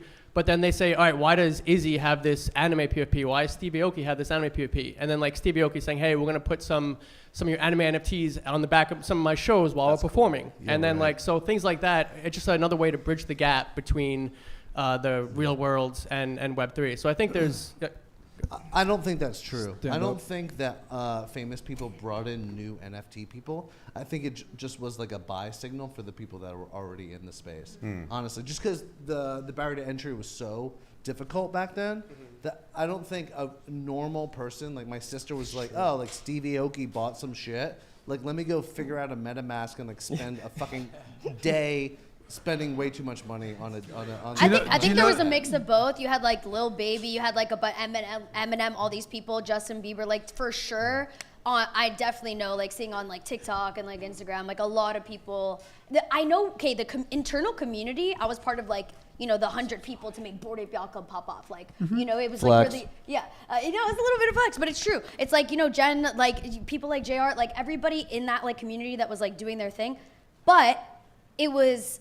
That still helped, like the celebrities and people like coming, but yeah, they definitely were like the buying. Yeah, they bought our bags, which is I've had homies hit me exchange up of wealth. when like some celebrity because like he's in NFTs. I've heard him say NFTs before. And like someone like a celebrity they really like drops an NFT. They're like, hey, like how do you like actually like I have like a couple people do this. Ask how, because they're like, oh, maybe it gets me closer to them, especially if you're a super fan. It's like, well, if they're repping this and like it's a purchase, they have like on the site it says you get all these utilities if you buy it. Like I've had some people. So I will say I got an NFT through a celebrity. Like you bought it because of the celebrity? I got an NFT because of a celebrity. It was me. Franelations.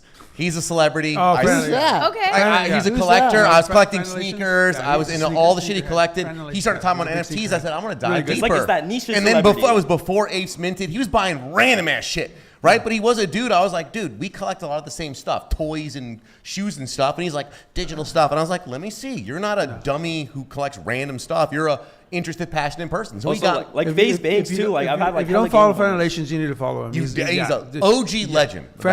It's at Franelations. Bring him up. Get him up. Get him up there, Roosevelt. Before we get too far away from it, I just had to say I've known about crypto and been involved to an extent for about maybe 2016? FRAN. 2012 actually. Thank you. But 2012. okay, that's fair. But I mobilized my participation in the NFT space off the strength of a Clubhouse of a drop from Steve Aoki. So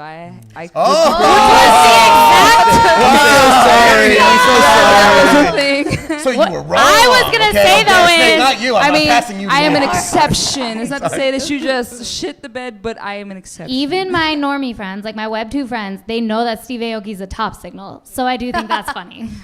Yeah, okay. He'll do anything go for both ways. $50,000, by the way. For a quick 50. He's like the Snoop Dogg of 2024. One last thing is that like we can't conflate visibility.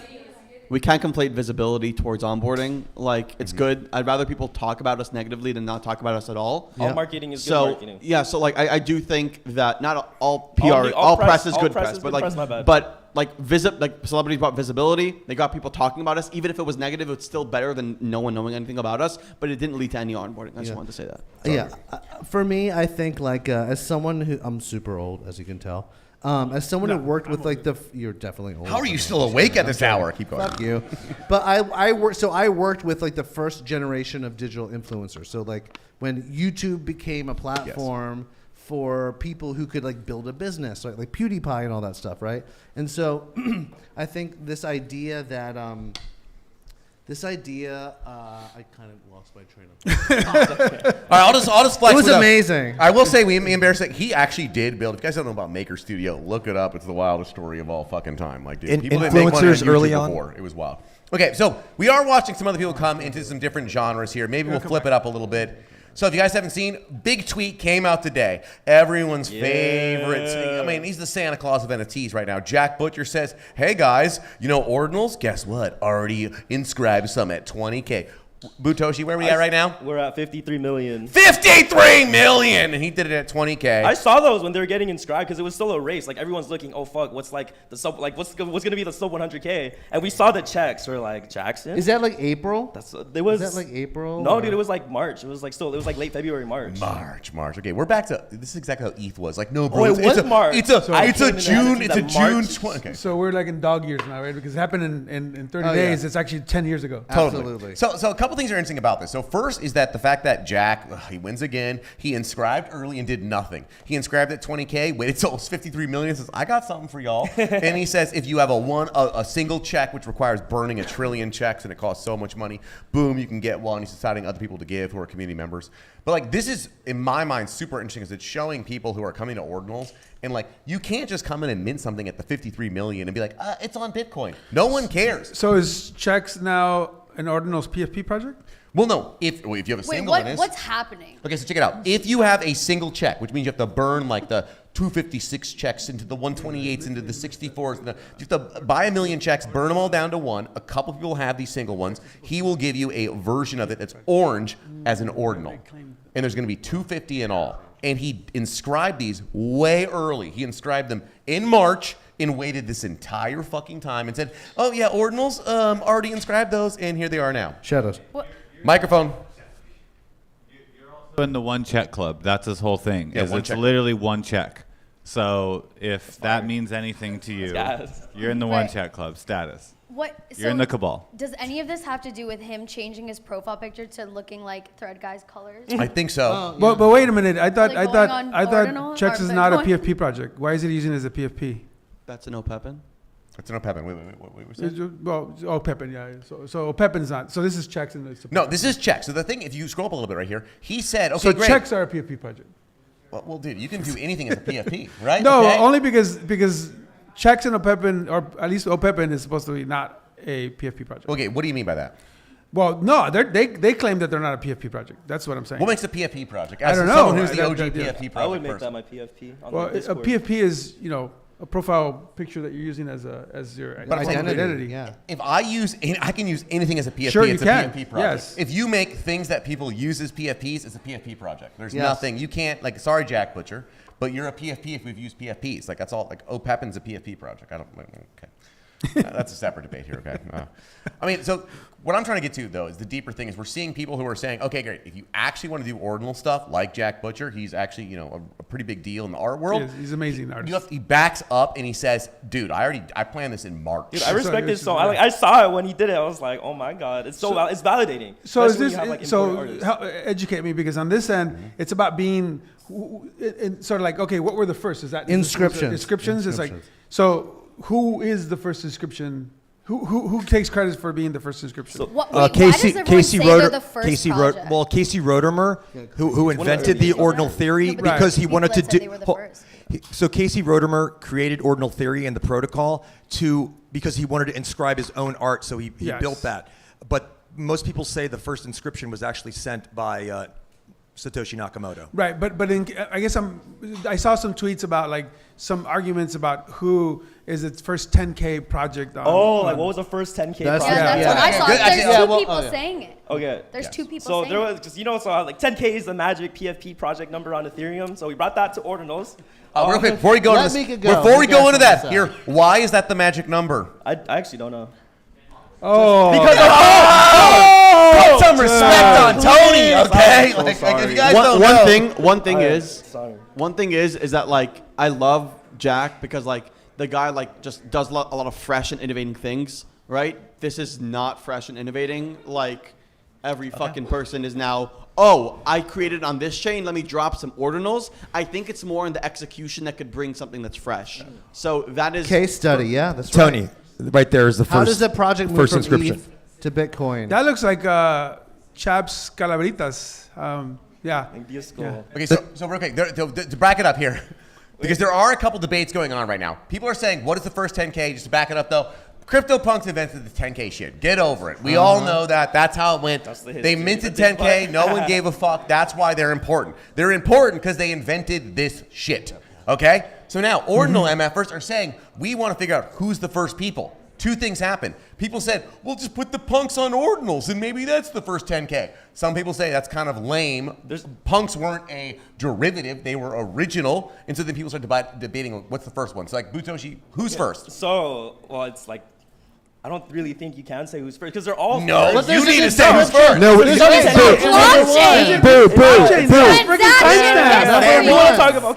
Boo. We covered this. BitGod covered it on our show. There's three or four categories, right? There's different categories. So like these people are first for like their specific thing. So like you So what's that category? I'll get to the categories. So like the way that ordinals works is when you inscribe something, it's numbered chronologically. Like there's no different contracts or collections like it's on Ethereum. It's like whatever's on ordinals, boom, 1, 2, 3, 4, 5, 6. It goes on. Like we started at 1, we're at 53 million today. So like people want to say the first 10K is the first 10K inscriptions ever made on ordinals. So like the people who were here day one made it, boom, boom, boom. Then Bitcoin punks came out, and the history with these is, hey, we have a bunch of images. If you guys inscribe these yourself, they will be a part of the official collection. First come, first serve. So these guys were technically like the first 10K PFP project, but the problem that ordinals had with it is it was a punk derivative on ordinals. It's not a punk derivative. They it's stole literally, the art. It's literally punk. It's literally punks. But people are like, hey, like this is a new like fresh chain. Like we should have new culture, whatever. And then Node Monkeys in the sub 100K, the one like that pissed the entire space off, inscribed the first 10K original art project in the sub 100K. And then OCM also, because I know we have an OCMer in here. The CEO inscribed a single inscription of OCM that had like 10,000 monkeys in that singular inscription. So there's like 4 different debates that go on. I was like, I was first. Everyone was kind of first in their own way. ENS was first though, right? Because we did this like 2 years ago. Exactly. But go ahead. That's where the concept came from. I have sub 100K. Okay. We have Tony here, which is people. You've heard it the entire time since you've been in the space. People saying this is the new punks. This is the brand new. Hey, this is the punks of Solana. The punks of Blink. Any project. How do you become the quote unquote punks of a new chain? What does that mean? You get a punk. You get a punk?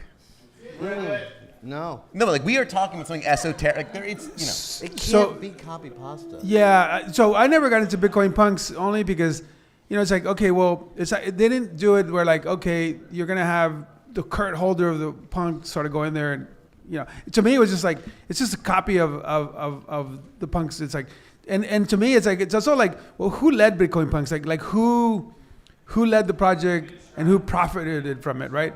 It's like who was it?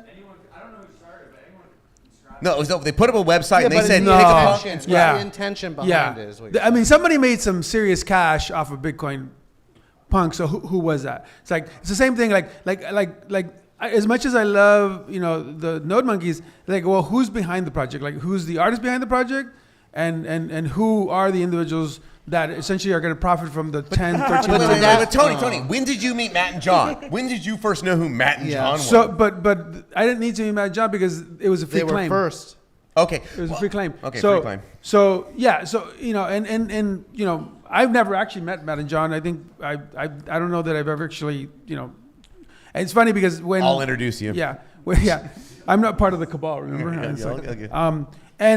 And there's a controversy even with punks because like punks, you have essentially punks were claimed, and then they had a bug in the contract, and the bug in the contract was that when you went to sell a punk in the early days, very first days when you went to sell a punk, you could sell the punk, but the buyer who bought the punk got to keep the ETH. So they got the punk and they still kept their ETH, right? It was great back then. So then that caused essentially a version 2 contract, and so since this was early days, what they needed to do is they needed to just basically unwind the contract, just close the contract and do another one, which is version 2, and then they just airdropped version 2 CryptoPunks on all the people who claimed. So all the claimers suddenly had, if you looked on the blockchain, you suddenly had like these 2 tokens, right? I looked at them for a long time. Mind you, these early days. I'm like, I don't understand why. So you I have V1 these. punks that you were dropped. They were he claimed that V1s. All my punks that I ever claimed, all 104 that I claimed, were Lightflex. I'm sorry. We're basically V1 punks, right? Okay. I claim V1 punks, and as a matter of fact, when it wasn't until later on that somebody developed the contract to basically be able to wrap them, because both regular punks and whether the V1 or V2 punks are not NFTs, they precede the ERC20 token. So basically it means that you can't readily trade them on OpenSea or any of the marketplaces unless they're wrapped, right? And that's the reason why the CryptoPunks website has only the marketplace for the CryptoPunks. You can't sell them anywhere else unless they're wrapped, right? Yep. And so for me, this is all fascinating because like Micah said, this is all freaking on the blockchain. It's like you can tell who was first. You could tell who was the first person who claimed a CryptoPunk because it's on the site. If you actually, for all you geeks, because I love doing this, if you go to Etherscan and you just punch in CryptoPunks, you'll see 3 different smart contracts for CryptoPunks. If you go to Etherscan, it'll just show up, and you can actually go in there and you can see like everybody who claimed. You can see who. If you guys don't know them, these are some really amazing people. You got Stray Bits, who famously claimed 7 of the 9 aliens. 7 of the 9 aliens and a bunch of apes, apes on CryptoPunks. You have Beauty and the Punk, female, awesome. She has a couple of apes, who went in, and I have mad respect for these people because like myself and like Wilcox famously claimed 1,000 plus CryptoPunks. He claimed 1,005. Still has 213. So he actually has 10 times what I have, and the reason why he has it is because I was dumb enough to think that I had to clear every transaction instead of stacking them. So I kept waiting 3 minutes for the damn transaction to go by, and then claim another one. So I, then I had to go to the restroom, and so that interrupted that, right? So but when you gotta go, you gotta go, and then I had to eat too. You don't have to go, okay, guys. Piss yourself. Claim punks. But I'm digressing because what I'm trying to get at is that's the beauty of blockchain, right? So I once again, I love the fact that ordinals exist. I'm not fudding or fading at all ordinals. I love art, and the more people we get into the space, awesome. If you want to collect Mad Lads and fucking Pudgy Penguins, all the power to you. Wait, can I ask you a question? As like an OG, like I minted. How did you feel when Yuga Labs acquired Lava Labs? I thought it sucked. It sucked? I thought it sucked. My opinion of Yuga Labs is I wish them all the success. I fear that that they've demonstrated in the past that I fear that they're not executing at the level that I would like to have them execute, or the community would like to have them execute. I have mad respect for Dan Alegre and everybody else. But look, this is a tough tough space. I mean, look at, it's not just you guys. Look at Kevin Rose. Look at Proof. Look at Kevin Rose. I'm a Proof pass holder. I mean, I still have round tripped my pass. Look, I like some of the I'm team, into day one. Keep going. There you go. And mind you, I think that we have to think that Web3 is not immune to all the look, there's plenty of companies that go on the internet, start up and fucking fail, Why should we think that every one of our projects that we just happen to hold an NFT is somehow freaking supposed to succeed? And then it doesn't, we're not, we try to be like NFT holders, like an activist stockholder, and we're not. We just hold the freaking bag, and there's nothing that you can do about it. I'm in the Discord complaining every day, Tony. I'm doing shit. You should. I think you should. And mind you, I mean, some projects have taken the right road, which is like Pudgy Penguin selling, like people.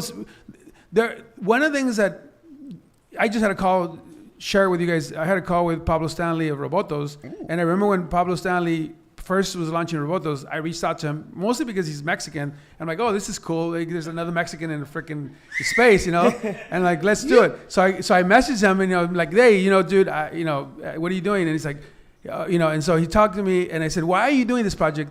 And he says, honestly, I'm FOMOing into because every other artist is doing a mint, and so I want to do a mint. And I said, okay. I said, if you guys aren't familiar with Pablo Stanley and Robotos, he's an amazing artist, amazing illustrator. And I said to him, here's the problem that you're going to have, dude, is that you're going to mint out and you're going to have fucking wild success. And you're going to collapse under the pressure. And you're going to have the biggest assholes. What's going to happen? When's the moon? When's the moon? When's what's going to utility? happen? What comes next? I said, because every founder of a business, anybody, all you guys, it's like, ask yourself, what comes next? Because be careful what you ask for. That's right. Well, Pablo jumped in the space only because someone was stealing his art and selling it already. That's a really good point. Really important. He already had. Someone was stealing his project. They had an NFT out, and so he dropped his own. And everyone was pissed at him because they had bags in the other project. So him being the real founder pissed everyone off because they're like, no. This is the real one. I bought it. I promise you. The floor is 10x. So it was crazy because he almost forcibly pushed into the space as an artist because he already saw his stuff. That's a good point. I also think that Pablo Stanley, like while we're talking about this, and this is stuff that doesn't get enough attention, right? But he has built so many useful tools for this community, right? Yes. Like in the time, so if he had probably focused on only pumping his own stuff, then it probably would have done differently. And maybe this is when you hire people, but hindsight is 2020. But at the same time, this was a time where there was no code tools, right? And where all of them were like really ugly, and he's about design and giving people this power. So he built amazing tools, and I think a lot of the communication, everything gets lost.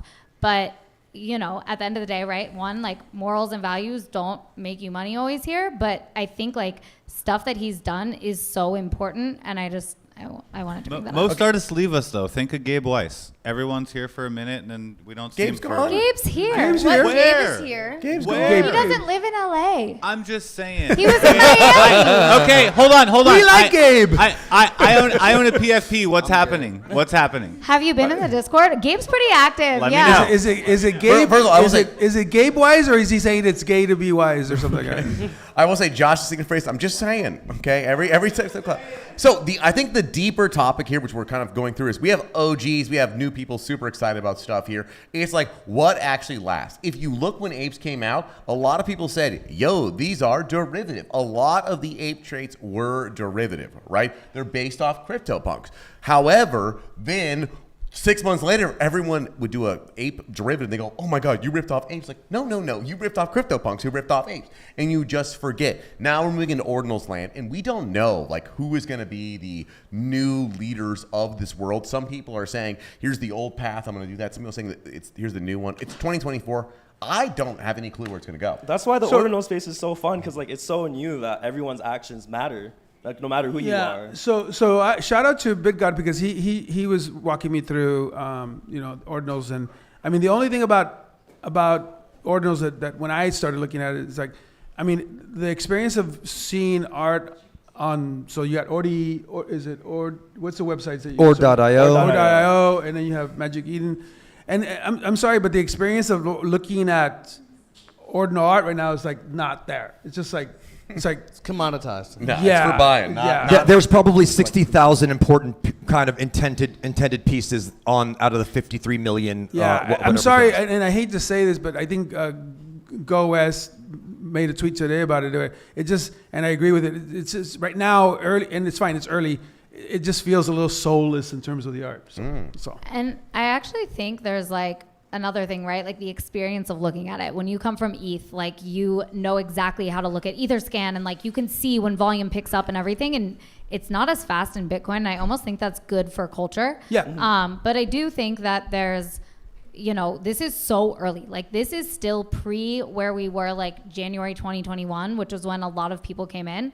And just as someone who's been like on the ground in what's being built, like there's so much infrastructure being built in real time that is needed before all of these experiences. And I think that's special. But while I agree with you that like the experience of, buying things on Bitcoin, like I get frustrated too, because we're used to something. Mm-hmm. But I think that some of the things that are differentiators are actually positive in the long run. Yeah, I agree. Okay, No, so I don't disagree. Mika, you've been around this whole time here. You've watched the whole, ETH from the mint of Bored Apes all the way through a million metas here. You're watching Ordinals too. What do you think's going to be like a repeat subject from before? You go, yes, we're going to run back that ETH topic, be good, or what's going to be new that actually works? What's gonna be if I had the answer? Like, No, you got it in your head. You got it. No, I don't think. I mean, I don't know. That's the whole beauty about this space. Like, I don't know what's going to be next. That's like emerging tech. Like, it's up to you. Everybody here. Like, I want to see like this year, 2024, like the people that I've known from this whole time, like people like, a Jen, or people like that are sitting in the front right now, people in the back, Jared, what's up? Like, I want to see everybody that has been here, been watching, like keep building and like see, I don't know, what the new flavor is. Like on board, tell your friends, like see what's going to happen. I don't know. I really don't know what's going to happen next for Ordinals. But I do think that, not like... even Ordinals. I mean, the whole space. Bitcoin. Even the though, whole space. Like, I'm saying Ordinals are repeating ETH narratives. So I have before I forget, because I'll forget. It's like, how does everybody feel? And for Micah, Jen, some of the females. Micah is crazy. It's Micah Mika. goes crazy. Micah. No, but we don't know, but it's provocative. So Mika. Coming from Tommy. So I'm curious about so on January 1st we had the Mickey Mouse who the Steamboat Willie. So here's my question. There's a Steamboat Willie, there's a Willie token, there's a mini token, there's a bunch of art that was made of Steamboat Willie and the Mickey Mouse version of that, but yet there was nothing on Minnie, who was also, and it's like, as females, what's your take on it? Because I'm like, not wait. Let's not put us, because we're all just people in this space, right? First of all, from the take of Minnie Mouse goes crazy. We don't do the women in Web3 thing. We're just badass humans in Web3. Also, like as a dildo artist, it would have been really great. Okay, everyone, bingo! Check that off the card. As a dildo artist, Willie sculpture is something that I was like, oh, this is so obvious, right? This pun makes sense. But at the same time, you didn't need it to be in like public domain to mint it on the blockchain. So I think it's funny that people waited. Also, Disney had already minted it, but this goes to show like what makes you money here. Like the dumber it is, the more you should ape if you want to make money. That's actual alpha, bro. Like I thought plays too much. Why is that alpha though? Dude, why because is that it's alpha? I just don't know. It's like that's I one know, of the. I know it's alpha, but I'm like trying to get why though? Because why? And it's been the alpha since the beginning. And here's the thing. No, wait. I'll tell you something though.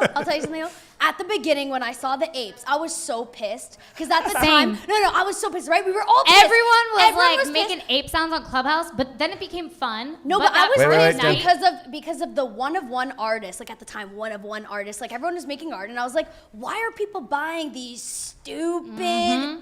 Like apes, like they're JPEGs of monkeys for like $1,000. Like what is going on? Why are people buying it? And then what made it great, which could kind of tie into the whole Mickey Steamboat like thing, is why I bought it was actually JR, who's in this room. Shout out to JR. Okay, he was making one of ones of his Bored Apes. Okay, he was making like Mona Lisa ape, making all these different apes, and I was like, oh, I want to do that. So what got me in was the IP.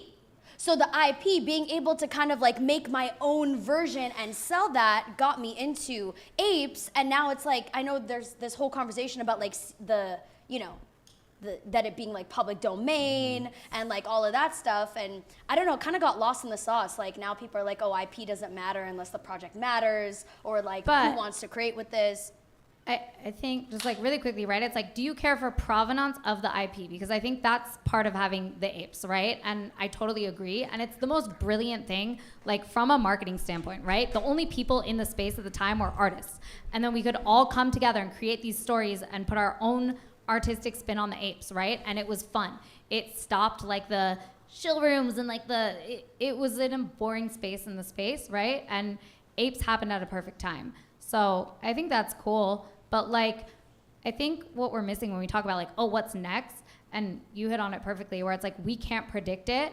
The thing that changes the game, right? And something I go back to, it's like, okay, why is this the alpha? Because a lot of people are here for money. But like, I know personally, I'm here for like all of the problems that blockchain technology actually solves, which is why early on with ordinals, I was like, this is so cool. This is a way to interact with Bitcoin that we've never had before. And like, this makes sense. But I think that people, like everyone is gonna have their own reasons for being here and their own values, and the beauty of decentralization is choice. And I think eventually it will fade, but like, right now, Choice will fade? No. Oh, okay. Eventually, like the No free will. the trend of like no. I hope everyone continues to make choices with their own brains. But a lot of stuff right now too. The other thing is like, it's not all humans trading, right? A lot of people have bots. When there's a certain amount of volume, it's just buying, and so then that goes on top of each other. No, so there's like, 1 million people buying puppets yesterday. It was there 1 are million 10 of us people in Web3 refreshing on Bitcoin. They're all It in was this 1 room. million. And one bot got 4,000. Wait, everyone says there's 10 people in Web3, but then how did like all of like how are these things? And everyone's selling out. Like all of this. No, is there's pumping definitely not Valhalla. 10-3. There's at least 10,000. It's just a lot of 10 people is don't Web3 speak. math. There's Wait, more than 10 people hold here. on. Can I just going into 2024? Can I just say what grinds my gears? When people say, I'm just gonna say it. What grinds my gears is when we say the Solana MS, the ETH that if I hear, I don't even have Ethereum anymore, okay? If I hear that I'm an ETH MFer, Bars. I'm done. What do we call you? Are you a cross-chain No, MFer? but why is You're it a like layer zero MFer? What do I call you? Why I'm is an MFer? Why is it label? Why can't we all just be people that quite honestly? Whoa, is that honestly the people up top look like the Illuminati? They are. Respectfully. It's scary up there. Respectfully, you look like the Illuminati. We're all in Web That's 2.5. Hopefully, we all make it to All Web right, 3. Bucket real quick. Someone said it stinks in here. Who farted? They're in the back. By the way, everyone in the back, like, are there chairs for these? We ran out of chairs, but guess what? We're Sold out the Don't crowd. worry. I mean- Don't worry. We're gonna party soon. Here you go. Okay, Buckets. so to bring back the Steamboat, so yes, people could have minted this beforehand, and there's on VV you could have bought them if you really give a fuck about them, but no one gives a fuck about VV, respectfully. But the reason is this: stupid things do work. Now, the reason why this worked specifically, because like this was like the turning point. Okay, now it's public domain. Now we're gonna mint it, even though you could have minted it before. But it's using that narrative to push it across. No one fucking reads. Yeah. No one knows that you could have done this beforehand. Sure. But because it was in the news cycle that it's public domain, you're like, holy shit, it's public domain. Now we can buy it. People don't actually know the technicalities of everything. So when you generalize it enough for people, the more general it is, the more people actually fuck with it. So it's not necessarily about the stupidest thing sells. It's the thing that the general public, from just like, we all read news headlines, but no one actually reads the news article. So if you sell something, if you push something to market that is literally the news headline instead of what it says on paragraph 5, you will have more. Write the headline better, okay? Like, Exactly. just make the headline. Okay, sorry. I struggle with mediocrity being the valuation system of like most spaces, especially financially and within the news cycle. I'm not denouncing it altogether. I feel like it, quote unquote, not being the best kind of creates a liquidity and a neutrality for people to sort of not necessarily project their own sense of self or their values on, but for people maybe to use as a representative symbol of themselves and their values. Because when something is, not necessarily quote unquote excellent, it gives way for that generalization to kind of occur, which encourages consumption. And I understand that, But as a creator, sometimes I struggle with that because I find myself having to water myself down to quote unquote dilute myself so that people can kind of incorporate traces of me into their potpourri of identity, you know, as people use culture for. And it's not to say that I'm, again, for or against or denouncing or whatever, but when I hear these things, it can be hard to take it all as like, oh, this is game, this is how I'm supposed to go and do it, because it feels to an extent like a self-betrayal. So what do you guys think about that? Well, so I'm with you, and this is one of the weird problems. When you talk about stuff in a big generic audience, it always ends up being like, this is how it works, do it like this. And everyone's like, that doesn't apply to me. And it doesn't apply to people individually. I don't think every person, if they're going to be successful, they're going to do something unique. I think that. When we give advice, we say, here's ununique advice, because this is the advice we know that works. Everyone needs to absorb the ununique advice, know the path, and say, what am I different about? And then do the different thing. But it's rough because I'm not going to say to someone like, okay, cool, upper reality, here's your exact thing. I can't give you advice. I can only give, it's a really rough situation. But at the same time, a lot of people need the generic, yo, you got to put yourself out there. You got to do this, you got to do that. It's like we need generic advice, and then you put your unique sauce on top. But it's pretty rough, Nick. Yeah, people, they don't really care. I mean, I don't think people really care about what's first. If they did, then, the Steamboat Willie that was like put up like right at midnight at the new year would be higher up, but that's at 0.06 ETH. And then there's the one where he's like wearing hats and chains and all that stuff, and that's at 0.1425. So it's really just like memes. It's what are jokes based on what is you could push the current that narrative. This one was first. Yeah, it has a lower floor. No, yeah, it's whatever narrative you can push, and if that's the one that works and that's the one that makes you money, then and people are like, yeah, let's get behind it, then that works. But if it's just like, hey, look, it's Mickey Mouse, and we can do shit to him that we wouldn't be able to do before, then it's like, oh, okay, yeah. Also, I totally agree. And one of the crazy things about crypto, and like Jen, to your point, is like the tech. I fucking love the tech. Like the ordinals tech that presents. He does. Like, it's nerdy. I'm being honest, like the immutability of the data you upload is fantastic. But it's also like, because crypto and NFTs in general are kind of known as like the degen casino. And like, I feel a lot of dumb things work. Like there is a drop like these nuts on Solana. It was just a bunch of like nut tokens, but the guy made like a new meta protocol on Solana about it. So that like it's just like it's a casino at the end of the day. There's also a casino. But dicks are where we all draw the line, but that's a conversation for another day. I don't draw the line at dicks. But Pause. First of all, Just doesn't have the same BD ring. and F the system. I'm not going to get us banned. But I do think, like, look, you have to get people involved and meet people where they're at, right? And if it's fun, that's good. I just think, like, I literally go back and I've read every single thing Satoshi ever wrote on message boards, right? And it's like, why was this technology created? It was in reaction to banks. Why are we all so excited for banks to be involved? Why are we praising Visa to get a CryptoPunk? Like, why, right? Because there are problems that I think all of us have that decentralization can solve. And it's like, it is a new world, and that's uncomfortable, and that's scary, and everyone will get there in their own time, but I just don't want that part to go away, right? And I think ordinals by default are very much in that lane, right? And I think there's a lot of things, like ETH NFTs. There's also, who cares how people get in? Who cares what chain? The chain maximalism is dumb. Whatever your gateway drug into this world is, whether it's gambling, whether it's minting your art, whether it's IRL alpha, like, thank God you're here. Welcome. Have fun. Build out your own lane. Okay, and with that, if you guys don't know, this is the first show of the year. We have many more shows this year before we end. If you guys don't know, if you're live with us, there's an after party, and we share a lot more alpha when we're not on camera. If you guys didn't know, the way the cabal works is when the cameras go off, you share more secrets. So we're going to do that. But before we end, everyone on stage, starting with Butoshi, what's going on? What do you want to shill? Only you get a shill. Okay. So I am working on dropping my next collection, The Battalion. I'm heavy. I really believe in AI technology, how AI is going to shape the future. I want people to not be left behind in that future. I want to educate and show people, here's how you could use this like new technology to really like send and benefit yourself and benefit what you're already working on. And it's just like a fun collection that mixes a lot of historical ordinal things, just like what I'm doing now in AI tech. And yeah, I just mostly want to show like the ordinals chatbot because this soon. But that's coming up. That's basically my show. Beautiful, beautiful. Woo. How do we join the Mika Mouse Club? I'm trying to get in so goddamn bad, Mika. Everyone in the chat's talking about it. What's going on? What do we look forward to? Actually, everyone in the chat is talking about OD, baby. Okay, there we go. There we go. All got the OD on right now. She does. She Boom. does. Shout out to Max. Made the most emotional video today with everybody from the community. Shout out Swan. Shout out everybody in that video. On-chain AR. That's the alpha. Ooh, that is we're talking real about alpha. AI, on-chain augmented reality. If you don't know what augmented reality is and extended reality, you got to check out OD. You got to check us out. Does that one Talk have to AR? Buckets. Okay, I will say, on-chain AR, real alpha. I'm being so serious. Yeah. People are not collecting it. It's going to be exactly like early ordinals at one point once you figure out what's It's happening. going to be the Yeah. first of its kind. So whenever there's a first of its kind, you guys know what to do. 100%. Tony. Yeah, alpha, thank you. So we just buy your punks? That's what we do? That's What do it. we do? What do you got to shill? Buy What my do bags. we buy? What do Buy we my do? bags. I have a bunch of Yetis. Oh, I'll buy the Yetis. Okay, cool. Yeah. They're historical.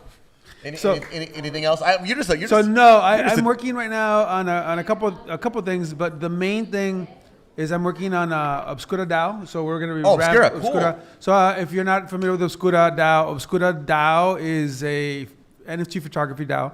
Started off as basically a kind of commissioned photographers network. So Obscura. Two things. Obscura DAO. You keep pronouncing it so fancy that It's- Rosenbaum yeah. doesn't know what Yeah, to it's say. OOB, The white people yeah. call it Obscura. So, yes. Okay. Like tomato, right? It's Okay, like, yeah. So with Obscura, which comes from lens obscura from photography. So any photographers in the room, just hands up. There we go. We actually have some dank ones. So actually, we haven't announced it, but I can announce it to you guys in here. It's no big secret. We're gonna be doing a Photo Friday. Which is so there's this whole thing with CCO and with Mickey, public domain. We're hoping that Obscura becomes closer to akin to your decentralized images, your Getty of decentralized images, if you will. Oh, cool. And so we're going to basically start seeding it with public domain photos by basically offering buying from the community. Every Friday we buy a set of photos. Every Friday cool. we buy 10 photos, 0.1 ETH, and so we're gonna buy it every Friday, 52 weeks, and we'll have a permanent collection at the end. And there's something really exciting that's gonna surprise the hell out of everybody that we're gonna announce. I'll tease it, but no. Every Thursday, I'm like, Tony, you look really cute this week. Yeah, What's going on? Have you that's seen it. my new photo? So yeah, I'm sending him everything. But I'm there's going to be a new website with Obscura. We got a bunch of stuff. But I'm a big passion. Besides CryptoPunks and other NFTs, I'm a big fan of NFT photography. And so shout out to all the amazing photographers. The space is, besides NFTs, one of the biggest drivers last cycle, if you will, was photography. There's so many amazing photographers that have come into the space. 100%. Beautiful, dude. So excited. Tony, you're such a legend. Last but so very unleashed, Bear Snake, the busiest man in Web3. Let's see, you got to list off 12 things you've done this week. Is that what's we got? I was trying to remember all of them. Yeah, no, it's while rough, everybody was dude. I try and talking. keep up, and I literally cannot. Okay, a couple things. Our comic book is the first of 10 issues. Distributed by Titan Comics. It's in every comic book store across the planet. And there's a $20 scratch-off code for our video game. So there's a big MMO video game. We did a demo back in November. It totally killed. The game's going to be, new build's going to come up probably around March.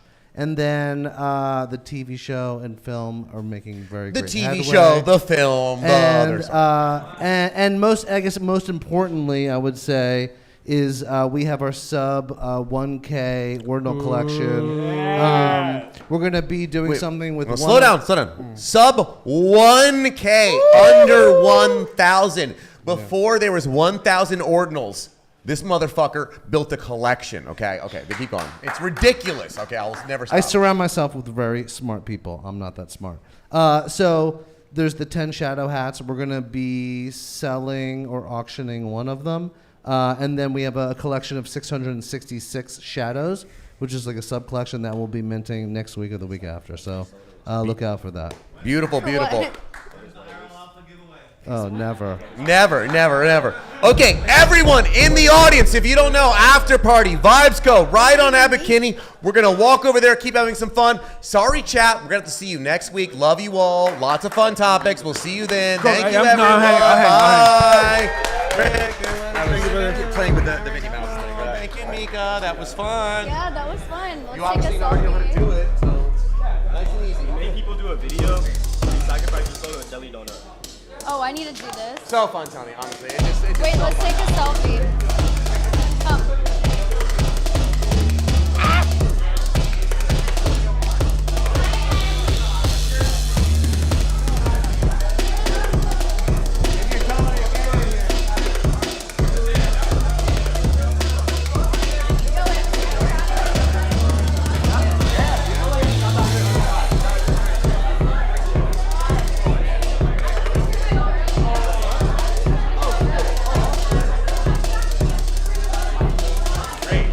Thank you, boss.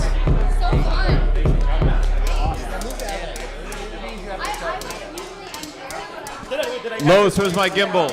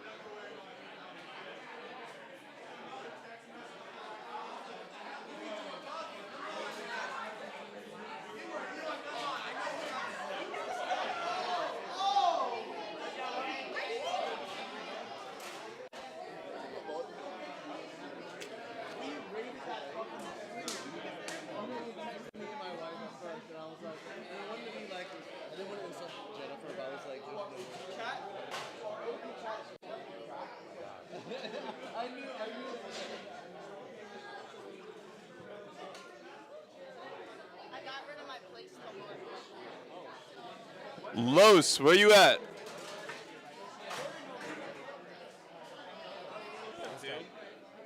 Who's doing post show?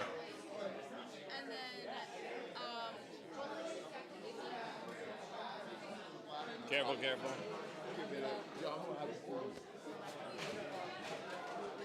Jen, where you at? Los, where you at?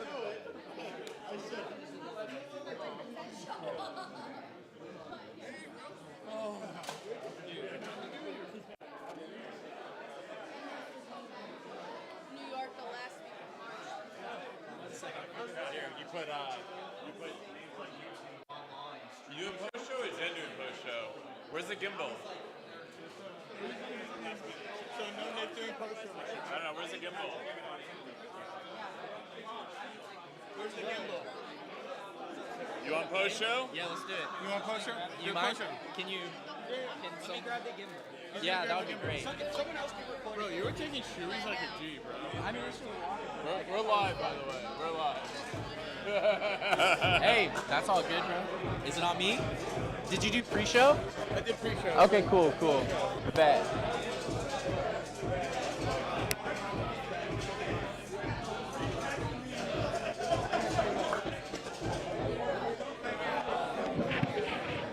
Just getting a microphone on. Yes, sir. Yes, sir. Yes, sir. Check 1 2. Check 1 2 3 4. 7 8 9. Man, look at all these faces, bro. We got Luca, we got Chris Carter, we got Golden, Shoni, Sunny, Mika, Cody Labs, we got Chris D, Fly Ride, we got Los. I got a kid, so someone's. Hey, no worries, I got you. Go for it. No, huh? No. I can give it to Los. Yeah, we are. Yeah, so. Hey, give us something good. What's up, guys? It's the IRL Alpha Post Show. I need to throw away these drinks, and then we're gonna find someone to chat. What up, Rosenbaum? Hey, can I steal you to chat? Sure, man. All right, cool. All right, let's go over here, get a nice little backdrop. He'll be here in a second. What did you guys think of the IRL Alpha show today? I got it right here. I mean, what a show. We got, oh my God, look at all these faces in the building. We got Dre Millie too. Oh my goodness. We got Mark Colson. Oh my God. Goldie, can I chat with you for a minute? Can I chat with you for a minute from post show? Oh, of course. A wonderful snack for post show. Did I get you any of those yet? No.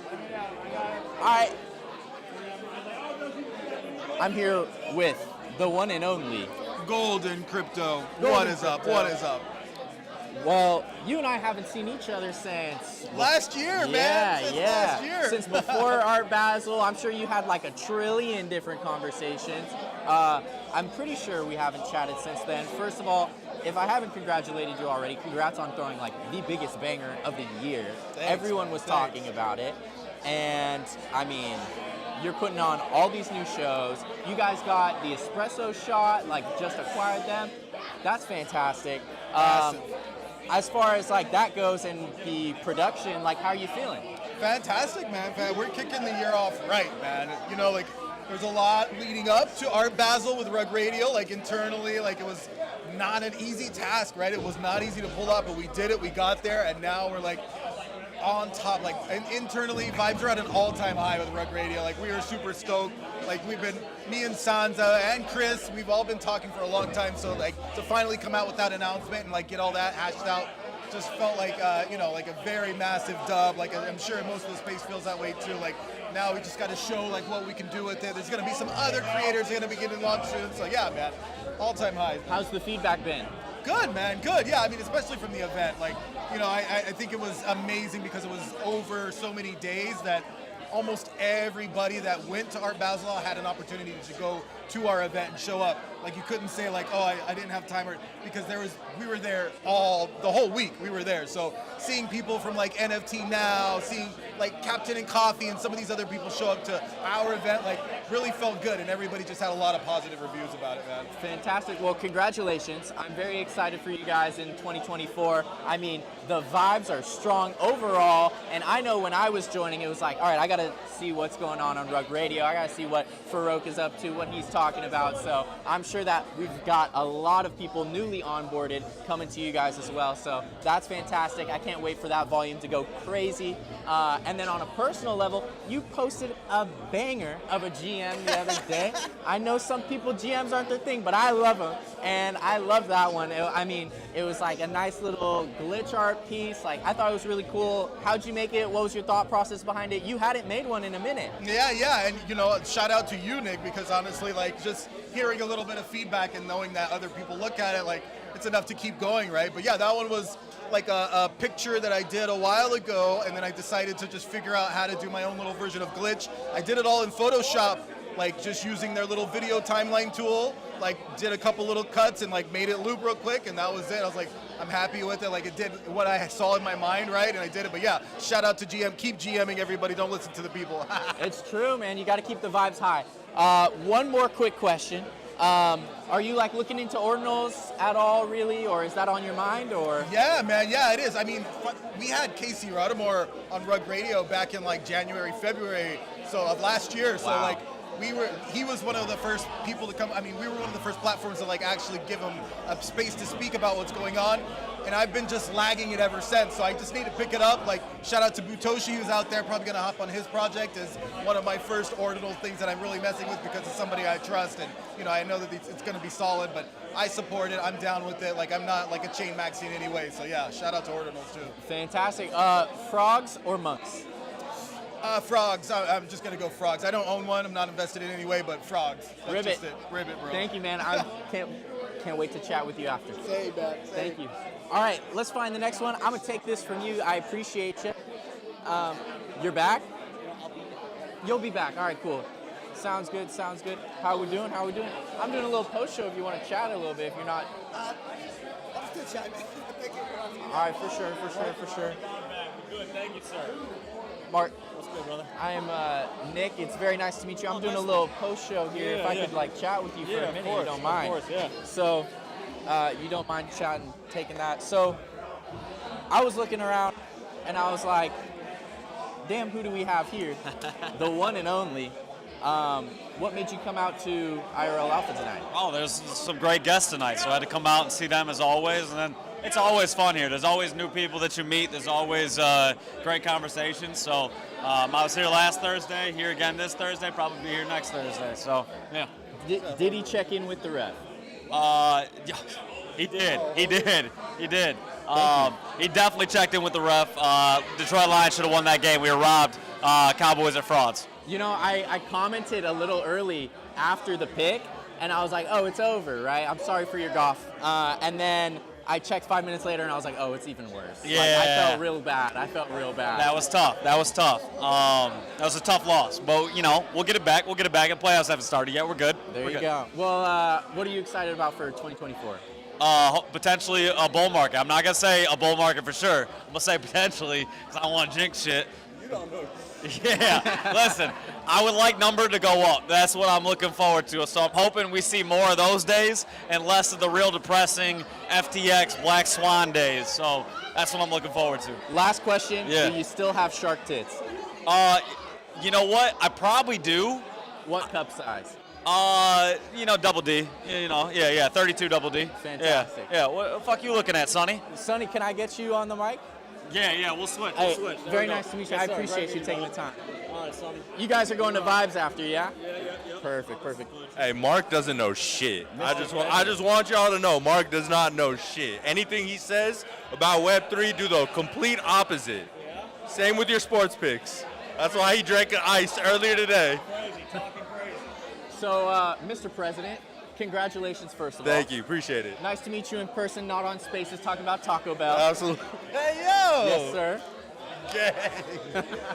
That's funny as fuck. But Diablo sauce is the alpha. You did and put the me cheesy onto gordita crunch. The cheesy gordita. Yeah. I like a double decker, but that was fire. Was the alpha. And so you're now president. You said a little something about our D goddesses, not our D goddesses, but the community's D goddesses yesterday. Is there anything that you could touch on, or anything about just what you're excited building with the team?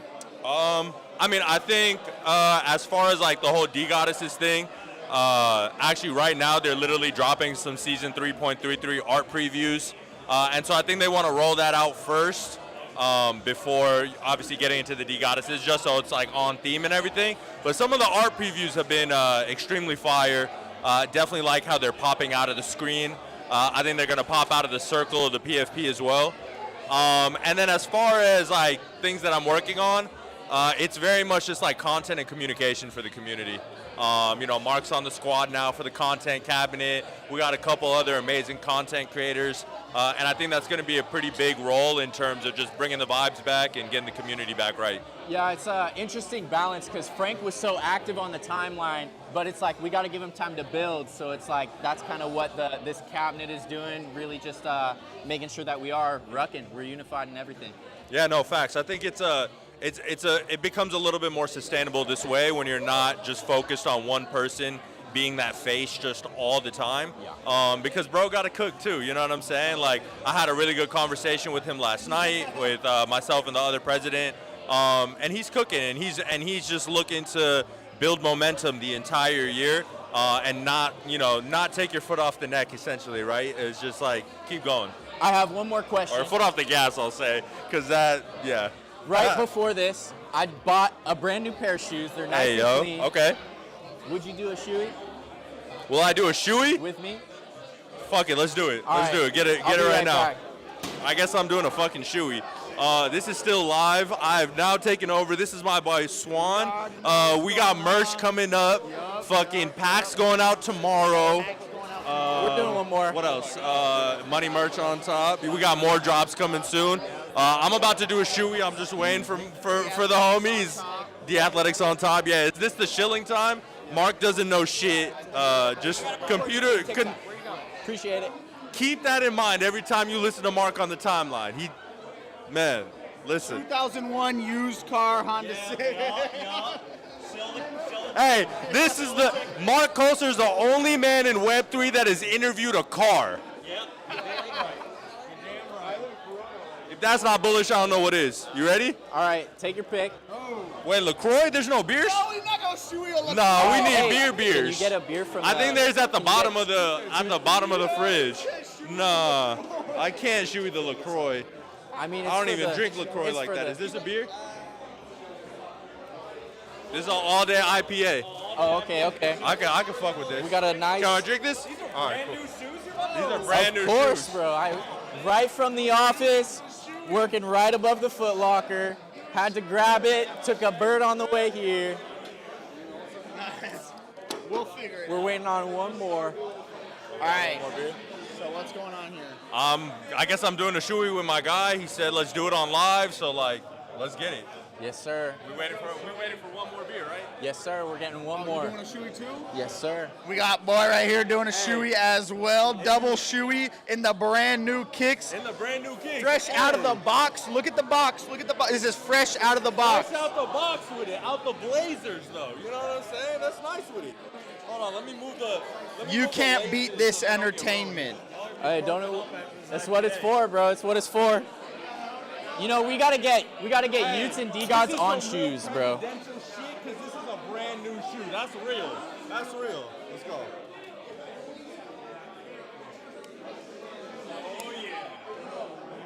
Fresh out of the box on some real presidential shit. All right, Cheers. Cheers to fucking D-Gods and Utes on top. Let's Yeah. go. Oh man. You gotta get chugging. We gotta get chugging here. Yep. Come on now. Come on now. Oh. Slowest. Oh. Hey, that was all fun. Slowest shoey ever. Hey, nah. Hey, if we make Mark do one right now, it's taking a whole minute. Make Mark do one. Mark. Sonny, thank you for taking the time. You're going to SoCal Vibes? Absolutely. I will see you there. Thank you, Mark. Appreciate it. All right, guys, let's find someone else. Drake, can I chat with you? I'm good. I appreciate it. Jerry, how we feeling? What's that? How you feeling? Oh, I'm feeling great. Survived. Yes, sir. Yes. Another great show, another amazing show, amazing community. Very much Couple thanks to technical you. difficulties, but we deal with it. That's fair. That's fair. Yeah. Basically, Shava fixes everything. Where's the shoes right there? Let's But, fucking do it. but where? I think we're out. Go back to back, Los. I'll go with you. We'll find some. All we got left is the LaCroix. I was like, somebody's got to grab their camera. Nobody can see what's going on. No problem. Where'd Los go? Los is walking through. Hey, we got the GOAT. GOAT, how are the spaces this week? It was great. I fucking loved it. It was a great time last night, especially. We had a versus battle. Me and Sonny, you know what I mean? First we went Drake for Drake, then Kanye, and then somebody threw in, Taylor Swift versus Ariana Grande, so we did that shit for y'all. And of course, always vibes, baby. We love y'all. I appreciate it. Hey, when's the next space? Monday, Tuesday, Wednesday. Yes, sir. Thank you, Van GOAT. That's our GOAT right there. I see Los coming back through. Oh my God. Let's go. All right, bro. White Claw shoes, baby. Let's go. Who's doing it? Swan? I did one literally yesterday, so I'm gonna take today off. How's your gently used Honda Civic doing? Oh, we're doing well. Oh, since I showed it here, I saw V4X, so I'm like, the IRL Alpha pump is real. It was Let's see what chat's saying. Which I'm saying people should buy it Let's again. see. Fuck, this is the proper way to do a Of shoe. course, you gotta stay hydrated. Hell You yeah, gotta get a for new 10 shoe. people still in Web3, Houston Fresca shoes, Van Gogh. What's up, Beach Hills? Check the sole, You're up in SF, yeah. Look how clean that sole is. Brand new shit. I don't know if it's a brand new shoe. We got the shoe. You know, we got a time limit on this motherfucker. Let's go. Hey, you gotta do better. Hey, shout than out Sunny. Frank, bro. Yeah, someone's got to go in post and just do a timer. Let's go. Yo, cheers.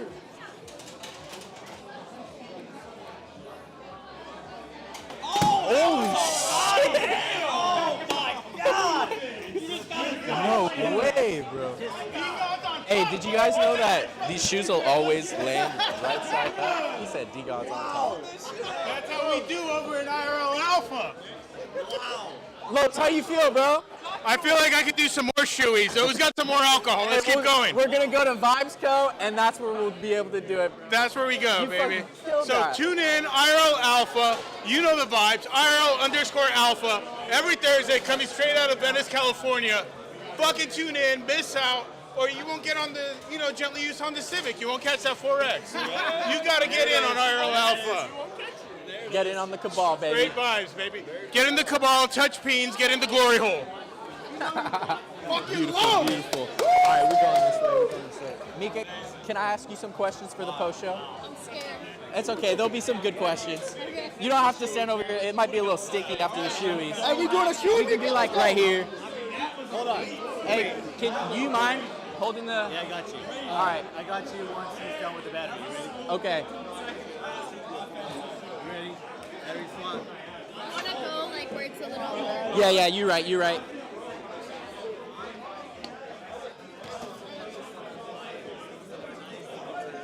I'll have a little chair in front of me, I suppose. You can, Yeah. Oh man, press conference, baby. because I have. Let's make sure it's on. Hold it real tight. My bad. Sorry, I just pulled the top off. If you didn't know, these motherfuckers are nice. First and foremost, Big one. thank you for taking the time. How did you enjoy the show? I really liked it. I love IRL stuff mixed with this interactiveness. So this was really cool. The crowd is awesome. Venice always has like the best, Web3 community, like art vibes. Like I actually remember this. I used to come here very often back in my day. But yeah, there used to be always like Web3 art shows, stuff like that. So I'm happy to see like the legacy being like carried on. You said that you came into LA and like within the hour you were broke. So how is it over on Skid Row? It's not as bad as it is for Ethereum MFers right now. So, Well played. Yeah. How do you feel about the father of your child having a bromance with Jack Butcher? These are good questions. Actually, I am the father of his child. It's Oh wow. it's complicated. Okay. Did you Yeah. guys sign a prenup or? We're Furrow had to get involved today, so you heard it here live. Yeah. I'm sorry to hear that. My last question, because I know you were very busy on the panel. Great job. Did you ever get into the Cabal party? Yeah. Well, so it wasn't me, but Sir Amy and Sir Mika, I think they, with a little help of the president of D-Gods and Mark, I think they might have made it somewhere, to the after party. Well, congratulations. I'll definitely have to put Sir Amy and Sir Mika onto some Beethoven, but I really appreciate you taking the time, and you're going to the Vibes Co after? Yeah, definitely. Cool. Appreciate it, Mika. Okay, Thank you. alright, thank you. You're funny. Those Thank are good you. questions. Thank you. All right, let's find our next friend. Like 3 mics. I'm sorry? It's live right now for IRL. Yeah? Would you mind holding? All right. Here with the one, the only, Dre Millie. What's good? What's good? Am I holding both at the same time? Yeah, I guess I'm one getting is. nasty with it. I'd actually, the other camera's gone, so I'll put this in my pocket. But, all right, I got a few questions for you, Dre. What's good? How many times did you ride your bike this week? Oh, this week I haven't rode any. It's cold as fuck out here. I'm not getting to any type of bike riding exercise in this first of the month. Maybe next week. Okay. Ask me again. We'll see where it goes. Thank you, Butoshi. I appreciate it. So what's been going on with Artifact, and what are you excited for 2024? So much happening behind the scenes. A lot of stuff that I necessarily can't speak about, but I am excited for everybody else to see. I know they will be excited when they finally find out about it. I know we got the dunks coming up. We got Animus ready to release soon. There's a lot of stuff happening that people have been paying attention to, but like I said, it's a lot of behind-the-scenes bubbles happening at the same time. I was chatting with someone yesterday. They said how they aped in and got 2 of every single colorway. They got the Void, they got the OG, they got every single one, and those come out when again? June. Start shipping in June, late June. Nice. Very excited. Yeah, man. And are you like just head down grinding? Are you looking around like ordinals and everything going on in the space, or what's your priority right now? Of course, Artifact, but I know IRL Alpha always has the alpha when it came to ordinals and things like that, so that's why I'm here now to learn about this, because it is piquing my interest. I'm usually head down grinding. I'm a loyalist, so it's been Artifact to the end, you know what I'm saying? But I do want to learn about the next thing because I know how important it is to be early and to have the alpha. So it's piquing my interest. I'm really looking into it. It seems like everything is starting to go that way anyway, so I just want to get in front of the trajectory that I see happening. Cool. Anything else that you'd like to share? Sophie and I will be here on the 18th. Okay. Doing a panel thing for IRL Alpha, so check that out. And just keep your eyes open for what's happening with Artifact and Nike, man. Dre Millie, Yes, the sir. 18th here in Venice Beach, California. Dre, Yes, sir. I appreciate it. Hey, go get your clone. Appreciate you, bro. Thank you, Dre. I'll see you at Vibes, yes? Yes, sir. Yes, sir. Thank you. Butoshi, I'm flipping the camera on you. That's my king right there. What's up? Did you know that the man behind the camera just became a Bitcoin Boo, legendary soldier holder? That was a high five. So you were on Ordinals, our dead show. It's okay. Or sure, I guess. Thank you. You were on the Ordinals or Dead show. You were on the IRL Alpha panel. I was backup, by the way. Like I wasn't supposed to be here. Well, no. I was up as backup in case people couldn't make it. Like one of the other panelists got sick, so I failed. They put a premium panelist up there, so you're good. Thank you. And now you're Appreciate here it. for post show, which I appreciate. I'm you here for taking the post time. show. I got You posted today. Battalion Soldiers coming out. I've been in the Alpha chat, the Boo Alpha chat for one day. How is it, by the way? What are the vibes of the Alpha chat? I have a question, it gets answered. I have a problem, it gets solved. I have thoughts in my head that I'm like, I'm just gonna say some dumb shit in here, and it gets validated. And they just bounce it off. It's great. That's fine. That's why I treat the entire Discord like, bro, they're my dogs, they're my family. Yeah. Whatever's on my mind, I'll just type. Whatever good info I find, what I talk about. Really, it's just the thing is you talk. The people in there are really fucking smart. So it's when you have something that, for example, a thought that's validated, you'll get very interesting and very smart perspectives on what you have to say. So that's a powerful thing of the Alpha chat. There are a few different types of ways to welcome someone who's new to your community.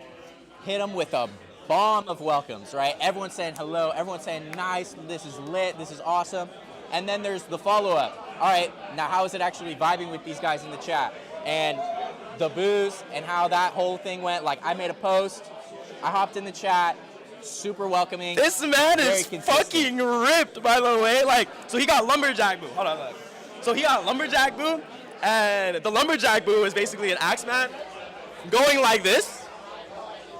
That's what the Boo looks like. It's posted up like this. This man posted a caption next to his Boo. Rip that shit. He has a six-pack. This man, he looks like he has a sleeper build, bro. I was like, oh my god, this man is insane. Shout out all my wrestlers out there, and also my friends who wear big puffy jackets. Dude, he's always wearing bulky clothes, so I didn't know he was a sleeper.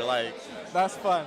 Hey, well, I am my boo, and my boo is me. And my boo is me. Best of luck with your building. I will see you at SoCal Vibes. I think I gotta go clean up all the sticky alcohol that I just Oh, you dropped onto out? the floor. No, we did shoeys with the president of D-God, so. Sonny was sitting in front, right? Yeah. I didn't recognize his long hair because it was in a ponytail, like it was like in a bun. Hey man, like the floor got a little sticky, but it's totally worth. I'm gonna get a little rag and some water, and we'll clean things up. But I look forward to seeing you at Vibes. Sarah, nice to meet you. Would you like You guys to? haven't met yet? Really? Bro, this is my boy. What's his name? Shall we chat? All right. So,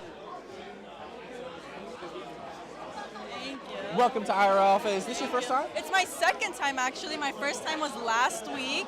Very exciting. Nice. I was not here last week, and I was very sad about it.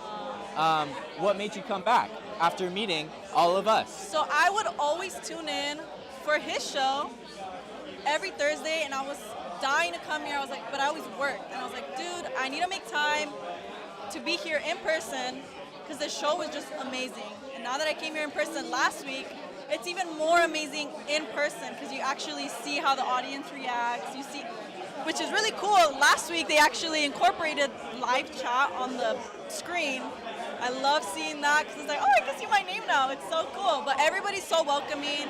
And what I really love about this space, I always say it, I'm really new. I just got into it earlier this year. Everybody's always willing to teach. Like when I have a question, no question's a dumb question. And everybody's always willing to teach me and be like, hey, this is what you need to look out for. This is alpha. And I love it. The community here is just so welcoming. Boo.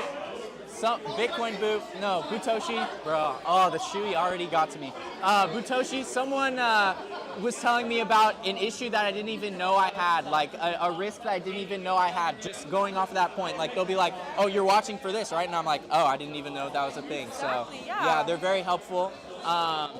And so when exactly did you get into the space, you said? The first was, okay, my first in the space is actually a pretty big step. Like I didn't do anything, was actually I went to Inscribing Amsterdam with King Budoshi. Thank you so much for the opportunity. And he always talked about it. He would always talk about it with me, but I was always skeptical, like, oh, this doesn't seem real. Like everything's online. I don't see it. But Inscribing Amsterdam made it more real, meeting everybody, putting a face to the profile picture, meeting them, talking with them. That's what made it real to me. Like, oh, this is the feature. There's money in this. Like, this is actually not something that's just online and people just degenning in their little computers. Like, this is real. Yeah. Do you work in Web3? I don't. Right now, I'm actually social media manager for the Bitcoin booth. Nice. Bitcoin account that is run by me. Give me You some guys, little- your post today is at 13,000 impressions. Yeah, Over 9 hours. over 9 hours. Bitcoin booze. Let's go. The mint Bootalion. coming soon. Coming Hashtag soon, baby. How soon? Can we get the alpha on how soon? January 24th. January 24. Everybody look out for that. We're actually dropping the trailer tomorrow. Wait Keep for your the eyes trailer. peeled. Keep your eyes peeled. Notifications on. Post notice on. Hit that follow button. Like and subscribe. Like and subscribe. Awesome. Are you in any projects or anything? Like, have you invested into anything in the space? Oh yeah, I'm into Dipe recently. Dipe. Dogecoin. Oh, you see, now I have to learn. So that's something that I don't even know. What is that? He also minted Cyborg Punk. Oh yeah, I also minted. There's so much. Dude, I'm still these are learning. both things that I don't even know about. I feel like I'm living under a rock now. Nice. Okay, very cool. When did those happen? Oh, BRC 20. Are you going to get some runes? I do want to get some runes. Which I'm still learning. My beautiful teacher over here, Butoshi's teaching me all about them. Yeah, whatever's in the alpha chat, whatever alpha Butoshi gives us. Exactly. I'm peeping out for the alpha chat. I'm always lurking on there. Awesome. Are you going to Vibes? I am going to Vibes. Awesome. Sarah, right? Yes, Sarah. Very nice to meet you, Nice Sarah. to meet you, too. Thank you for taking the time. I appreciate it. All right, Butoshi. I'm going to end this. I'm going to go to vegan. I'm going to end this. All right, guys. Let's see. Oh, he's in the middle of a conversation. Let's see what's chat saying. I'm just glad I didn't get booed with the live chat. How are we feeling after that? Shuey, bro, you killed that. I wish it wasn't a White Claw out of the shoey. I kind of felt like I lost a testicle doing that. So it was like, all right, it was a cool shoey, but yes, you know, I did see you taking the casual shoey on the couch. That was fun. And Hydrating. If you're gonna do a shoey, either do it out of a pretty girl shoe or a brand new Nike. That's my recommendation. Don't do it out of your stinky ass Nikes that you wear all day. Like, I would recommend I that. came straight from the Foot Locker, bro. Straight from the Bro, Foot Locker. I saw you unbox that shit, take it out, and I saw you just taking the casual shoey from up there in the control like panel. Yeah. Dude, shout out to you, bro. It was delicious. Hey, you're going to SoCal Vibes? Of course I'm going to SoCal Vibes. Everybody. Oh, yeah. Tune into IRL Alpha across those socials. IRL_Alpha. My man Nick Web3 right here, holding it down for the IRL post show. You know the vibes. Come join us. Come to Venice if you're in Venice. Come meet all these fucking DJs and just vibe. Beautiful. Did you spill half of it because it was a White Claw? Did you spill half of it because it was a White Claw? No, because that would disqualify me from taking that shoey. So once it went in the shoe, I had to take it. Yeah, no, I would not spill half of it, even though I did feel like I lost a testicle because it was a White Claw. But if there's no more alcohol and this is all you have, I mean, I'd rather catch a buzz than not catch a buzz. Whatever gets the job done. All right, Los, appreciate you. Let's find the man. We got Ghost out here. What? And that was based off this. Goodbye, chat. Goodbye, chat. Love you. Thanks. See ya. After party time. After party, we're going to SoCal Vibes. Much love, bro. Dun, dun, dun, dun. Bye, chat. Speak now or forever hold your peace. And we're gone. How do you feel? I feel like I'm fucking tired, like I've been making content all day, filming with people. I got a lot of stuff to edit. I don't really want to edit. Hopefully somebody else will edit. But we're about to go record a bunch more Vibes Go. You catch content like no one I've ever seen. Thank you. I will see you at Vibes Co, and we're going to end this right now. Look at all these. We got the chairs. We got Jerry. Hey, Jerry, can you say bye? Bye. Oh, we're still live? Hey, Jerry, can you help me end the stream? All right. Bye, everyone. Thanks for joining us. Much love.